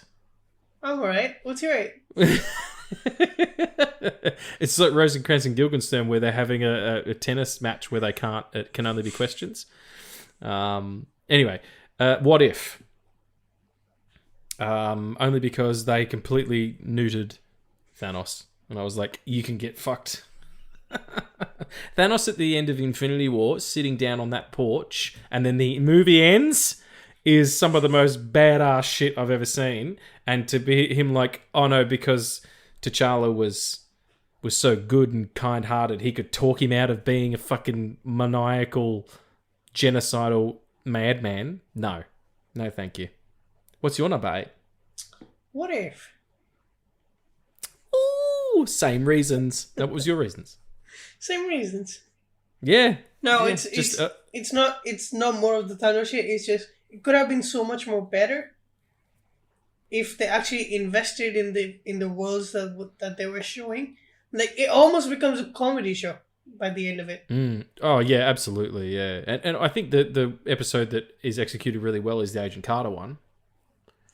Which is the I first dig that one. idea a lot, yeah. And then it kind of was like, oh, I don't care about any of this. So much so that I couldn't tell you. I know there's a zombie episode, there's a Thor episode somewhere in there, and then they team up at the end. But I barely remember them, honestly. So yeah, number 7 for me is Loki. I know you'd be mad. I think it was well executed, and I do like the idea behind it, but I couldn't connect. There was something, maybe I need to watch again, I don't know. There was something keeping me from connecting to it, and whether that was the story arc or it felt bogged down in a lot of temporal stuff, which it should, because it's about Time. temporal shifts and multiple dimensions and stuff, but that was at the expense of the emotion for me. Understandable. What's your number 7? I'm not gonna whisper. Okay, that's fine. Mine is Falcon and the Winter Soldier. Ooh, Don't call me fucking racism. racist. Ah, No, you know me so well. No, that's okay. How come? Okay, just to fuck off all the racist shit. I love the Isaiah Bradley story. All right. Yeah, That could have that's been an amazing part of that show. that could have been an amazing What If real life episode. Right? Right? How they didn't dip in just for one episode of Falcon and the Winter Soldier just to have that origin story. I that's what I thought was coming when that happened. But yeah, it was very underwhelming because I think a lot of MCU movies in this, or like a lot of MCU projects in this phase, did go through multiple story structures being cut off and everything. It's very eminent in this one because the flag smashers are there and then they're not, and you're like, oh, okay, but what the fuck happened? And it introduces a lot of characters that will be very, very, very, very important in the coming phases. But and I love Anthony Mackie and Sebastian Stan together. But sometimes I feel like it was a bit too much. But yeah, it could have been way better, and it would have. If there were about 12 episodes, it would have been much better. Yeah, maybe it would have benefited from more time. I just really liked the story of, emotionally of Sam coming to terms with the Shield and coming to terms with the legacy of what Captain America is. And I loved Bucky's coming to terms with if Steve believed in Sam and Sam's doing the wrong thing, what does that say about me? Like, that was it hit that emotional spot for me. So right, so number 6, is it 6? No, yours number 7. My number 7. Oh, that was Loki, wasn't it? Yes. Yeah, so your number is 6. Is it my number 6? Yes, number 6. Number 6 is Miss Marvel. And I really dug it. I just dug a few other things before that. You just hurt me. Why? So much. It's not personal. You're not in it. I mean, you're represented very well in it, actually. It was shot here, bitch. A minute. Is that right? What a dickhead. I'm sorry. How stupid of me to say that then. It's not that I didn't like it. I really liked it, in fact. It was great, but there were some other things that spoke to me a little bit louder, that's all. Me, personally. Yep. That's fine. As a racist. Absolutely 100% not a racist, everyone. So what's your number 6? My number Not Miss 6. Marvel, I take it. Yeah. It's not Miss Marvel, of course it's not. It's She-Hulk Attorney at Law. Attorney at Lizzo. She was not in that. No, she wasn't. That would have been great, though. Okay. Yeah. Much better. if she was She-Hulk, yeah, I'd take Lizzo as She-Hulk, absolutely. So how come? It's a fun show, disconnected from almost everything. And it gives us Daredevil, which is why it's at number 6 and not number 7. But it's the first time like a show has turned me with the last 2 episodes. Yeah, well, that's kind of where I'm at, and it's my number 5 because the first episode was great. Tatiana Maslany is outstanding. Daredevil's inclusion, and then the fact that they poked fun at themselves, and had an emotional ending where she hulked out, in that penultimate episode. Okay, finally we have, like I said, some stakes, and it was an interesting turn. But yeah, 50%, 60%, 70% of that is Tatiana Maslany. She's so cool. What is your number 5? My number 5 is... No. Wait, you have to go with number 5. Did I just do it? No, that was my number 6. Wasn't it? What was number 6? What the fuck? 1, 2, 3, 4, 5. No, yeah, you're right. My number 5 was She-Hulk. My number 6 was Miss Marvel. Right, okay. So yeah, She-Hulk was my number 5. What's your number 5? My number 5 is Moon Knight. Moon Knight! How come? It's great. It's amazing. I wanted more. And I wanted more of Ethan Hawke. Not for him to get killed off by, like... It's Multiversal Madness, Wakanda Forever, and Moon Knight. With the 2 last stingers that are like, why? Just why? Yeah. Just bring in Jake just as it gets good. Like, fuck you. Yeah, I totally get that. And I had such a big pitch about it also, like, when it was going on, and I did on the... The Moon Knight episode that we did, yeah. Episode 18 or something, or no, 16 or 17. Where it's episode 1 of season 2 is everything that happened in season 1, but with Jake Lockley's POV. Perspective, yeah. Oh, it's such a baller fucking idea. Yeah, absolutely. Okay, so what did you just do? Number 5. So you do number 4 now. Number 4. My number 4 is Falcon and the Winter Soldier for reasons I just said when Addy said his was lower down. So what's your number 4? My number 4 is Loki. Ooh. Yeah, you dig Loki a lot. Yeah, I love Loki, and Miss Minute is fucking hot. So is Kang the Conqueror. Don't come at me, man. It's a beautiful cast, I'll give you that much. Yeah. Pansexual Loki. Is it? I think they've come on and said it's bisexual, but Tom Hiddleston said there's more to that. So we'll see. If you're having hang on. If you're getting frisky with a female variant of yourself, that sounds more pansexuality than bisexuality. Do you know what I'm saying? I don't get that. And the guy's a 1,000-year-old god. He's tried everything under the sun. Like I just feel like it would be. You know what? That makes sense. Yeah. That makes sense. Yeah. He's had sex with the alligator version of himself, and all consensual. All consensual. That's it. It's weird. It's scaly. Fuck you for putting that in my mind. Whatever. You're on the podcast. You know what's up. Shit. Right. You love me, and don't act like you don't. Oh, I never do. I love you very much. even when I say weird shit. My number 3, we up to? Yep. My number 3 is WandaVision. Ooh. And Interesting. I loved it. Particularly love Paul Bettany and Elizabeth Olsen in these characters. I think it is hampered by the fact that it's trying to set up stuff that would then not ultimately be paid off properly in multiverse, and also setting up, like, having Agatha Harkness be kind of behind everything is a great idea, and I love the format and everything, but it's suffered in the way that so much of this stuff does now, that it's set up bait. It is story beats that are used to, for the next phase, the next picture, or whatever it is.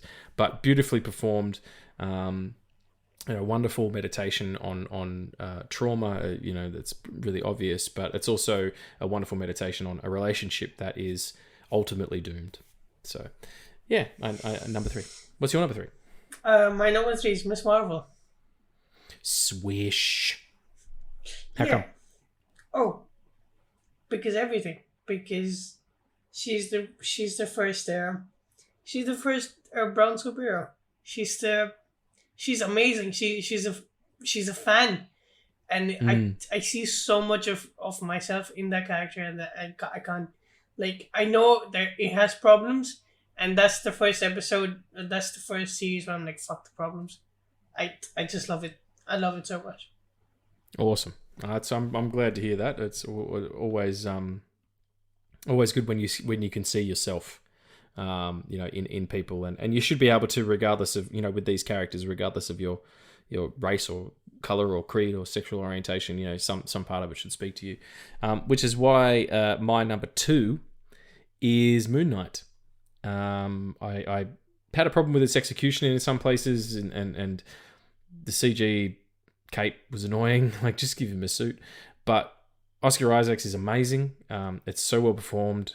The Ethan Hawke is really great in it as well. There's some interesting concepts. The things around life and death, big concepts that you don't really talk about. And I know what it's like to be broken. I understand what it's like to be, not technically with with an Egyptian god. Or what's there's a specific name for what dissociative identity disorder. Yeah, exactly. But I don't have that or anything, but I know what it's like to feel like there's more than one person inside and you're being pulled in all directions, because that has everything to do with being human. It has everything to do with addiction. It has everything to do with just not understanding your mind properly, and that couched in some sick sort of supernatural shit. Like, yeah, you're knocking on all my doors with that show. And yeah, go back and listen to our episode on Moon Knight, and you'll sort of hear how I feel about it in depth. But yeah, dig it a lot. What's your number 2? Isn't that the episode where we also talk about the Doctor Strange dick? Doctor Strange's penis in the sky is a giant penis. Yeah, that's absolutely the same episode. So check that out. Enjoy that. Yeah, just hold on. I really want to go on a tangent now. Okay. So I've been talking to a lot of people, right? Which I normally don't, because it's very taxing for me, because I'm not a people person. But he says with a podcast, but okay. I'm not. It's just with you, man. It's just me and you. That's right. And sometimes a guest host. But yeah, sorry, you were saying? But every time I tell them about the podcast, the only example I give is that flying penis shit. It's fine. Why is that? All right. Like, do you do that as well, or is it just my bullshit? No, I talk about Hulk's penis a lot. Oh yeah, yeah, of course. And I ask them the question. It's one of these universally interesting questions that you can ask people, where the way that they answer tells you a lot about who they are. Like, if you ask someone, if you were a soup, what kind of soup would you be? It tells you a lot about who they are, like, when they answer that question. You know what I mean? Or if you, the whole superpower thing of what kind of superpower you like. But yeah, I sort of ask people, do you think that this would be the case? Like, if Hulk wanted to, if he was huge, big Hulk, but he wanted to have intercourse with a normal human being who wasn't a giant A giant. a giant like him, would he have a little small green penis, or would he have a normal pink man's penis? Would the balls match? Like, and everybody's answer is different. Wait, so what the fuck did my answer tell you? Nothing. Just it's interesting to be like, okay, you sort of see people quizzical about it. They're like, and they really think about it, especially if they're Marvel fans, because it's not something they've thought about before. I fucking guarantee it. All right, so now we're down to number 1. No, we're down to number 2 because I haven't said mine. What's your number 2? My number 2 is Hawkeye. Hawkeye, the best. Yeah. Like, if Spider-Man No Way Home is like 15% of why this podcast exists, Hawkeye is like 85% of that. Yeah, easily. Yeah, that definitely it brought us together and helped us get to where we are now. That's why it's my number 1. I loved Hawkeye. I thought it captured it, the tone that it was aiming for, almost better than anything that they've done. In TV. Well, for me, anything better than anything they've done. I thought Renner was amazing. The action was so well paced. It was so surprising. The introduction of Kate Bishop, so great. Played so wonderfully by help a brother out. Haley Steinfeld. Haley Steinfeld, so great. So much emotion, so much humor, so much sweetness. I defy you not to cry. The scene where, this human Avenger who is so ravaged by inhuman wars that he's fought with these gods and monsters, is now deaf, partially deaf, and has to have a conversation with his son through Kate by writing because his hearing aids aren't there, and then he hangs up, and you see the strain that took on him emotionally. I defy you not to feel anything. It's a beautiful series, and I'm gonna start it again tomorrow for Christmas. Yeah. And Kingpin, give me a big Kingpin, fucking Hawaiian shirt, fucking yeah, Vincent D'Onofrio. Rio. I know it's D'Onofrio. I just call him the Noff. That's what we call each other when we call to a hey man, what's up? And he goes and screams down and says, "Stop calling me," and then hangs up. That's 3 counts of talking. That's fine. Yeah, at least it's still a conversation. It's very one-sided, but still. And your number 1 obviously is WandaVision. The WandaVision. Yeah. You love it. I love it. I know how it feels to lose someone that you love, and or what it does to you. I hate loving her so much, but I do. It's amazing in every way, and the meta commentary of like every century's little sort of TV kind of shit that they do. It's the eras of television that you see, yeah, and it's the most. I think we can unanimously say this for the whole of Phase 4 is that it's been different from everything that we've ever seen before. You can't accuse it of being playing it safe, playing in its lane. It's definitely swung for the fences, and it's missed a lot of the time. But that's also probably due to changing of plans and COVID and all sorts of stuff. But yeah, they definitely tried more. Yeah, or tried to be not be what it was, and that's admirable if nothing else. And like I said, when we did the TV, like I think it was like before Moon Knight or after Moon Knight when we ranked our TV rating for the MCU, and I think that's when I said that it was the mindchild of Kevin Feige. I think it's the most artistically driven TV show that they've done. Agreed, yeah. And Max Shackman goes on and does Fantastic Four, and I hope nothing but the best for that film. Yeah. Well, I mean, he's got good pedigree for it because he played in that sort of family drama, which was a lot of what WandaVision was. So, yeah, bring on more of that stuff. Good luck for Phase 5. We'll be here watching. We always are. We're suckers. I will just say Werewolf by Night. Yeah, exactly. We'll be talking about them. I will say Werewolf by Night would have been my second. I loved it. It just was, like I said, when we talked about it, really hit a sweet spot for me. So well executed. I felt emotionally attached to it for whatever reason. It just all worked. And I haven't seen the Christmas special. Which now, thinking about it, I think you'll hate. I think you'll hate the Christmas special. I don't hate anything. I don't. That word does not enter. You know what I hate? It. I hate cancer, and I hate Nazis, and I do. I hate racists, and I hate misogyny, and I hate getting hit in the head with chairs. Like there's some things that I do hate, but when it comes to this stuff, I don't hate anything. There's things that I like more than other things, and there's things that I dislike, but hate is too strong of a word, Absolutely. That's a very red paint, my son, That's it's too much. You said Nazis, and I was listening to a podcast the other day, and it's 4 people, and one of the perps. What? One of the perps. And one of the people said there has to be a list of unanimously hated things, and I think Nazi should be one of them. I think they're on the top. I think they're at the top of that list. For anybody who's saying, just Nazis / racists, any form or function, you know what I'm saying? All throughout time, all that shit sucks. But enough about Nazis. I don't know how we got to them again. That's our rankings. We hope you enjoyed it. Do we have any questions this week is all? We do have questions. We have interesting questions and questions that will piss me off. But here we go.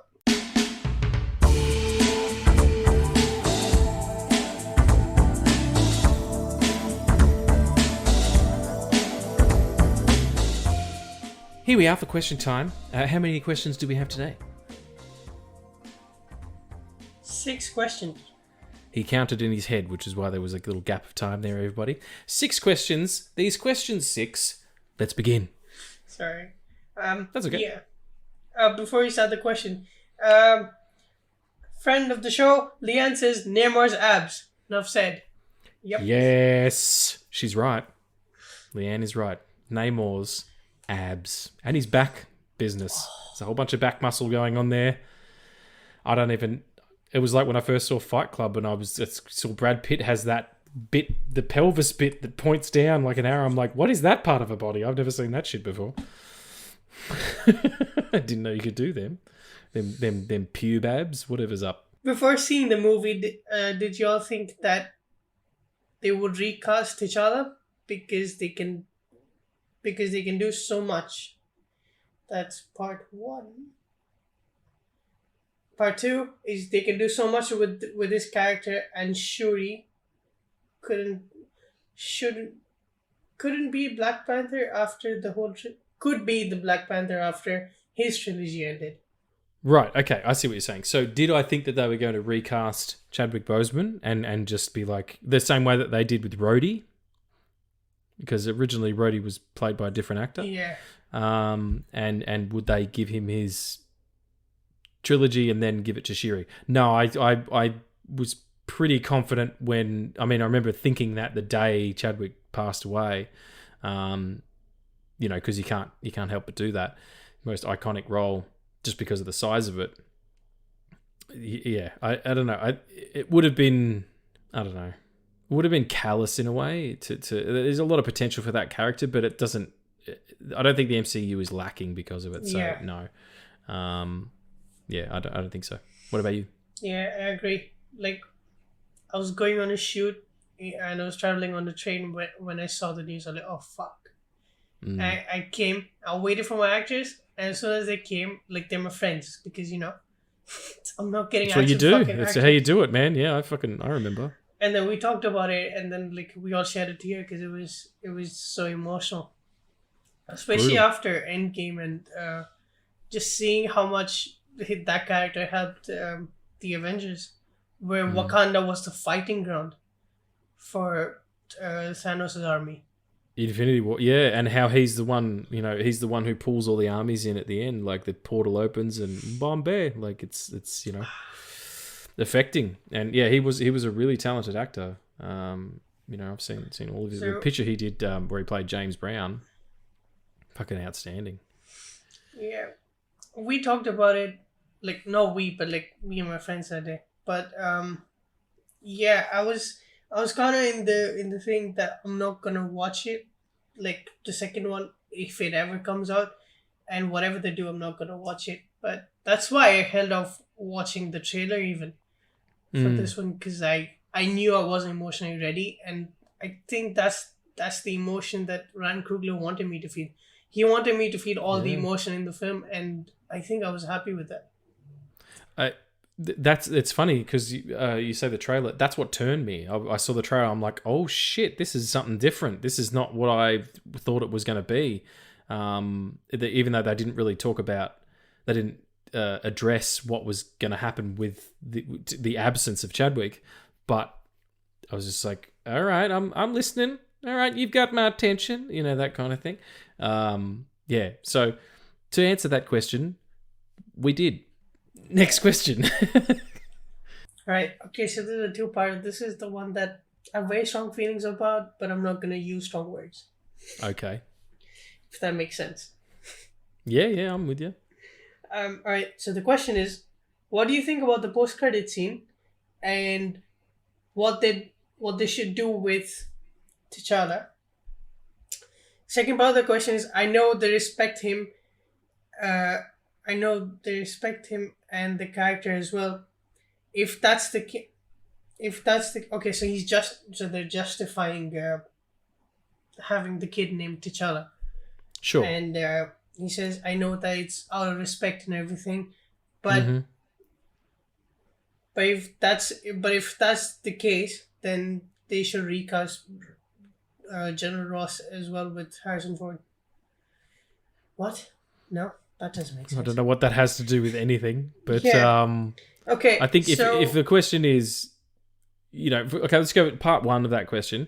How did I feel about the post-credit scene? Listen to the 40 minutes ago podcast part, because we talked about it. Yeah, it's a little bit pointless. And the second part of the question, if I'm understanding, is, sorry, you were going to say something? Yeah, I was going to say that the second part of the question probably might be towards people who really did not like the post-credit scene, or it's setting the case of the people wanting to recast T'Challa and have his story told, and it's comparing with the actor of General Ross dying and Harrison Ford coming. I understand what you're saying. Yeah, okay, yeah. So Yeah. the character has more story to be told. Yeah. And that it's not disrespectful. Is that kind of what they're saying? Or they're asking if it's disrespectful? See, this is what happens because Instagram needs to expand their writing space, because then there are like 4 different cubes of the one question that I can't really figure out.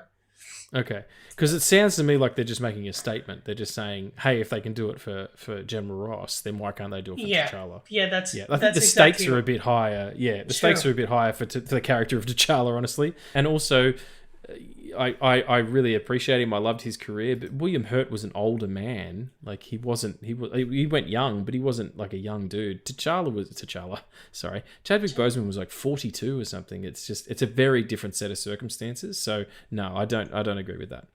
Yeah, and to add to your point, I'd say that General Ross is not someone who represents anyone, or hasn't had the same amount old mustache white dudes. Or red dudes, like whichever one you want. And sorry, I cut you off. Yeah, no problem. That character hasn't have an impact on a community that wasn't represented in a way, and so much of that was in the first Black Panther, and so much of that is T'Challa. So that was why I wasn't gonna watch it. Like originally, because we knew that the second one was going to come anyway, but it's interesting to say the least that you'd compare those two, but I don't think that in the case of Chadwick Boseman it's a comparison. Like, it's about the legacy of the character and that person. Like, there's no legacy for Ross because he's not Red Hulk yet. Yeah, very true. It hasn't been given enough story for people to care about, if nothing else. Yeah. That's an invalid comparison. That's the point that I was going to make. Yeah, you're absolutely right. What's question number 3? Yeah, Jesus. Hopefully it's not 4 parts. Yeah, fuck. Well, we appreciate you writing in and being a part of the conversation. Yeah, it's just my English is fucked up, so like, and the way I was That's not sent in, true. so. Shut up. My English is more fucked up, man. Yeah, thoughts on gun handling DC. We talked about it before, but yeah, all for it.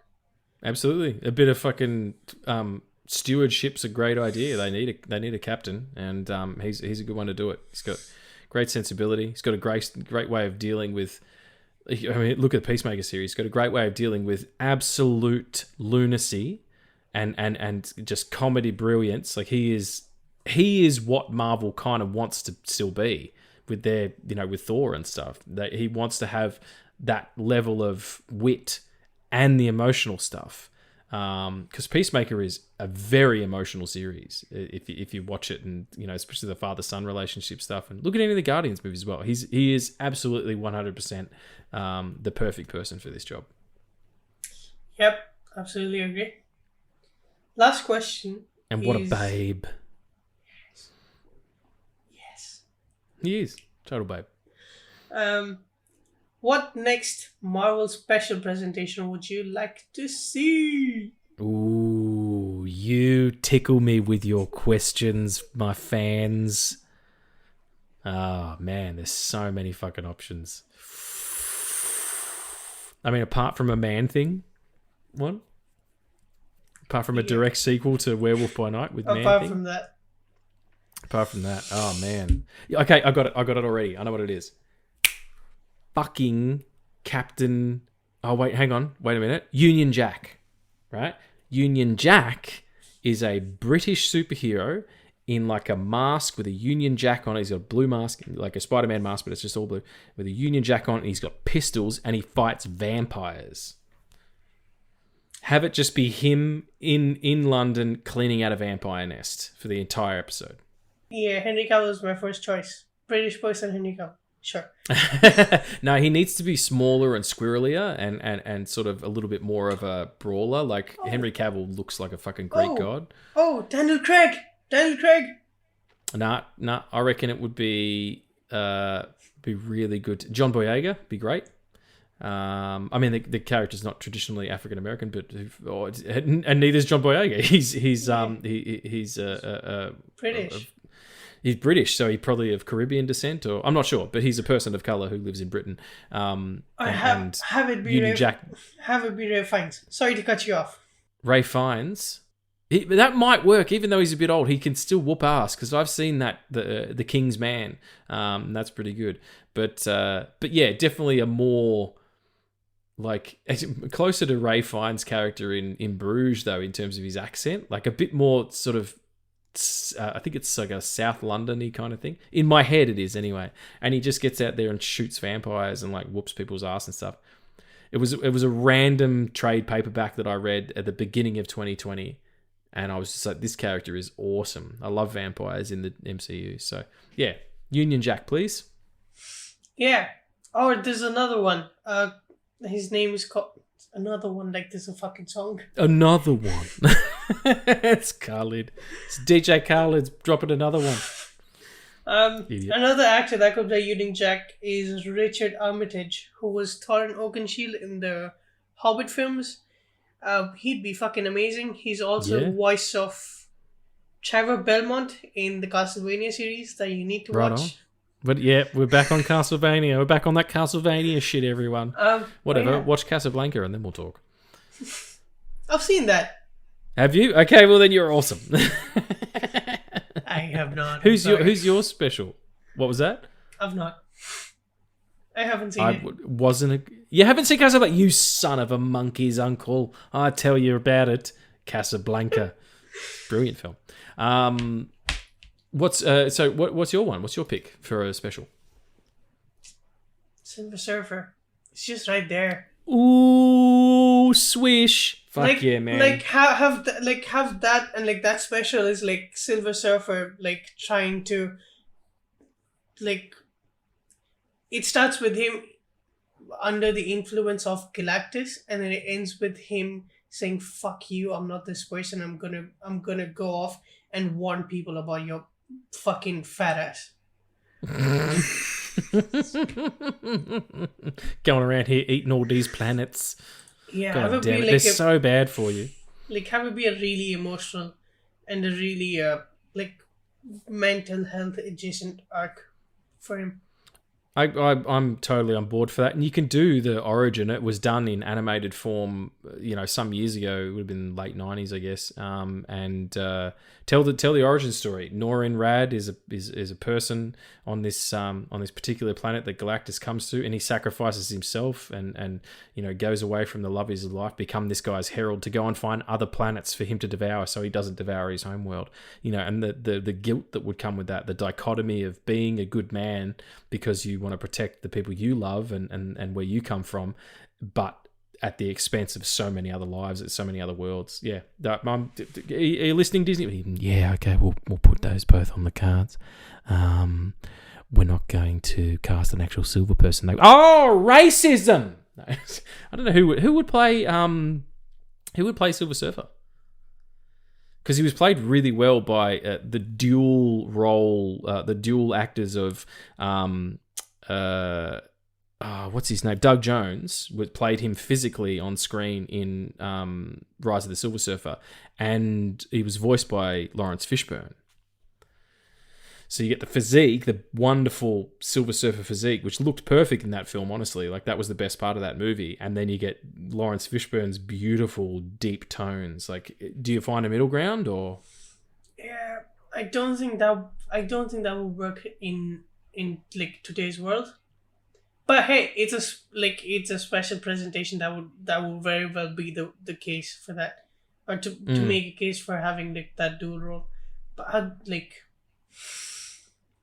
Ewan McGregor would be a really good Silver Surfer, man. Oh, just stop making everything awesome, will you? Fucking hell. With the British accent, no less. Silver Surfer, man. Yeah, no, you sold me. Because I was going to say, what's the guy who's just been cast as Wonder Man? Yahya Mateen. Yeah. I can't remember his Yahya name. Abdul Martin II. Yahya Abdul Martin II, yeah. He'd be good. Like, and I'm also thinking because he played Dr. Manhattan, but he did because he played Dr. Manhattan in the TV series Watchmen. Oh, okay, I haven't seen that. Wonderful actor and really has some gravitas, and he's built too. Like, he's really ripped and would look good, sort of all covered in silver, honestly. But yeah, no, Ewan McGregor, some real gravitas there. Yeah, there you go. Have those suggestions. Is there any more questions? No, there are not any more questions. That's it, folks. We're done for the day. Another episode in, another episode done. And thank you so much for joining us. It's wonderful to be here as always, talking the Black Panthers and all other things as well. Please do like and subscribe and rate and review wherever you can. It really does help the profile of the show, whether you're on Spotify or Amazon Music or YouTube. And come back next week and enjoy some more goofiness where we talk about... What are we talking about? Yeah, we have special episodes coming that we might talk about. Ooh, do you hear that? We're going to do a special episode on Union Jack, and he gets into a punch-on with Silver Surfer. This is not the end, though, because there's another thing in the itinerary that I sent you. Ooh, what's the itinerary that we sent? Oh yeah, that's right. There's a special something that I don't know about that you do. Yeah. Well, everything I said still stands. Of course it does. Not going to edit that out, but there's something else that I don't know that's going to happen. What are we doing? Yeah, it's a secret game. You ready to play the game? Yes. Right. So here's the thing. We've seen a lot of shows, right? We have. So the question is, what show has the best first season? The rule is your answer cannot be a miniseries. Okay. Okay? And your answer has to be that it's the best season of the whole show. Like if you have that season, if you have that okay. season and no other season, it's still perfect. Okay, all right. Yep. Right? So, and we're not talking about just the Marvel shows. We're talking about No. all TV shows. Yeah. Well, the Marvel shows Okay. have only had 4 seasons, so none of them count. Right. Oh, the Okay. MCU ones don't count. Okay, cool. Can I do do you have to do a top 1 or can I do like a top 3 or something? I don't know. Like, let's go top 5 or something. Okay. Let's do 3 because we are running a little bit long. Sure. Let's do 3. Okay. So. And Arcane doesn't count either because it's only had 1 episode. One season. Why don't I just go and fuck myself then? Yeah. The second rule is that the show like has to have multiple seasons. So cool. even though season 2 is announced for Arcane, it's still 4 seasons, so it doesn't count. Sure. All right. Well, in that case, my number 3 is Deadwood. The first season of Deadwood is practically flawless. And it doesn't require the other seasons. I mean, it doesn't end with a cliffhanger or anything, but you don't require those seasons for long lasting enjoyment. Number 2. Do you want to go? You do number 3? I can. Or do you want to go your number 3 and then I'll go number 3? I'll go number 3. What do you go? Because I'm on the roll here. Penny Dreadful. Because it perfectly does exactly what it's supposed to be doing, which is reinvent these these universal monster characters and brings them into it's set period obviously, but it's got all the trappings of a gothic horror, but it's also really well written and it's super emotionally driven and it absolutely executes on everything it's trying to do. And my number 1 is Boardwalk Empire. It's probably my favorite series. I think maybe not my favorite, but I think probably the most well done season by season. It got consistently better, but the first season is very well rounded. It does begin and end beautifully. And again, it's one of those shows that's just like, this is what it is. This is what we're doing, and this is how we're going to do it. And it is like just episode by episode amazing. So yeah, they're my 3. That's awesome. I've heard none of them. Deadwood's a Western, Penny Dreadful's a gothic horror, and Boardwalk Empire is based on a true story about Prohibition era Atlantic City. Steve Buscemi's the lead in it, and Charlie Cox is in it. He's I can't remember if he's in the first season or not, but he's in it as an Irish hitman, and Michael Shannon's in it as a police officer, and he's fucking amazing. That's what got him the job on Man of Steel. Just incredible television. So it's the Amsterdam of the TV universe, but it's actually good. No, it's because it's not funny. Oh no, it is funny in places, but it's not cute at all. It's very dark, and it's about organized crime, but just in a time before they had the way to communicate that they do now, and running and all that shit. And it's beautifully done. It's created by Terrence Winter, and yeah, it's hard to beat. It's hard to beat. Gotcha. This is gonna be fucked up for me because most of the shows that I've watched are very, very recent, modern. So doesn't matter. You're very, very recent. What? 19 years on this planet. My God. But yeah, my number 3 will always, and my first choice whenever this question will come, is always going to be Castlevania. Sure. Season 1. It's 4 episodes. I'm going to get into it, I promise. I'm going to start tonight. Ah, yes. All right. I will. I'll go That's after it. we finish That's recording. it. I'll make dinner and I will go and start. I promise you. I don't have a list. That's it. That's all I wanted. Bye. That was it. You cheeky motherfucker. You fucking sandbagged me into watching Castlevania. God damn it. No, I literally just finished Jack Ryan like 2 days ago. I was thinking I need something new. So there we go. The door's open. I'm going to do it. And then we'll do an episode on it. Yeah. What's your number 2? It's hard because I really want to put normal people, but it's only one season. I can't. Can't do it. You made the rules, buddy. Well, it's a game I stole from another podcast. Uh-oh. TM at the end of it? Oh, shit. I would say... I'd say season 1 of Dark. Okay. Yeah. That's funny. I nearly started that the other night, actually, and then I was like, no, it's midnight and you're old, so go to bed. Yeah, it's a bit of advice. Don't do that at the middle of the night, because it's one of those. Yeah, it's like the beauty of dark is understanding it, and you can't do that when you're like at 12 a.m. and you're like, I just want to relax. You can't do that. It was I was half asleep. It was just I didn't want to go to bed. I was having a good time. And what's number one then? Because you just those two are the ones that I would have picked as being number one. Right? Shit, I'm blanking. I haven't seen that one. How did you come up with the idea to do this game and not do the list beforehand? Like, I shot him out like you wouldn't believe. I wasn't even prepared. Yeah.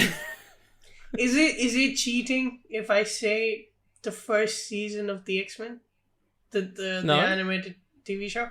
Why is that cheating? There was like 4 seasons of that show. 5. Yeah, well, there you go. I'll shut up. Yeah.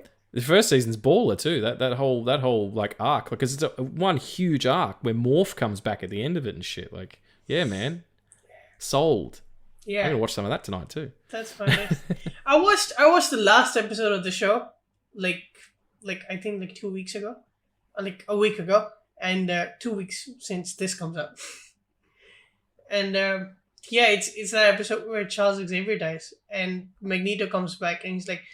And like I love that like the X-Men go to him and he's running up troops because he was gone and like hiding and everything, and then he comes back. He's like, they fucking hurt my friend. I'm not sitting down now. It's that brotherly love that comes back, and it's just, I love the X-Men.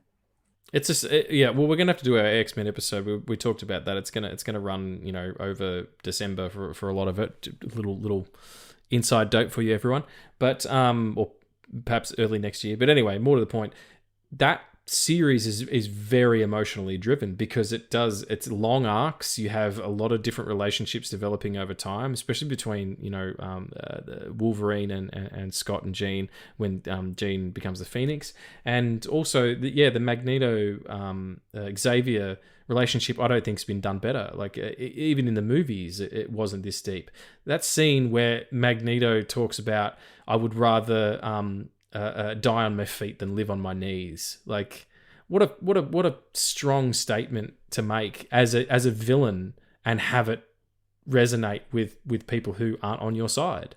It's a fucking great cartoon series. I love it. Yeah, and that's why he's one of the best villains Marvel, like in the Marvel toolbox.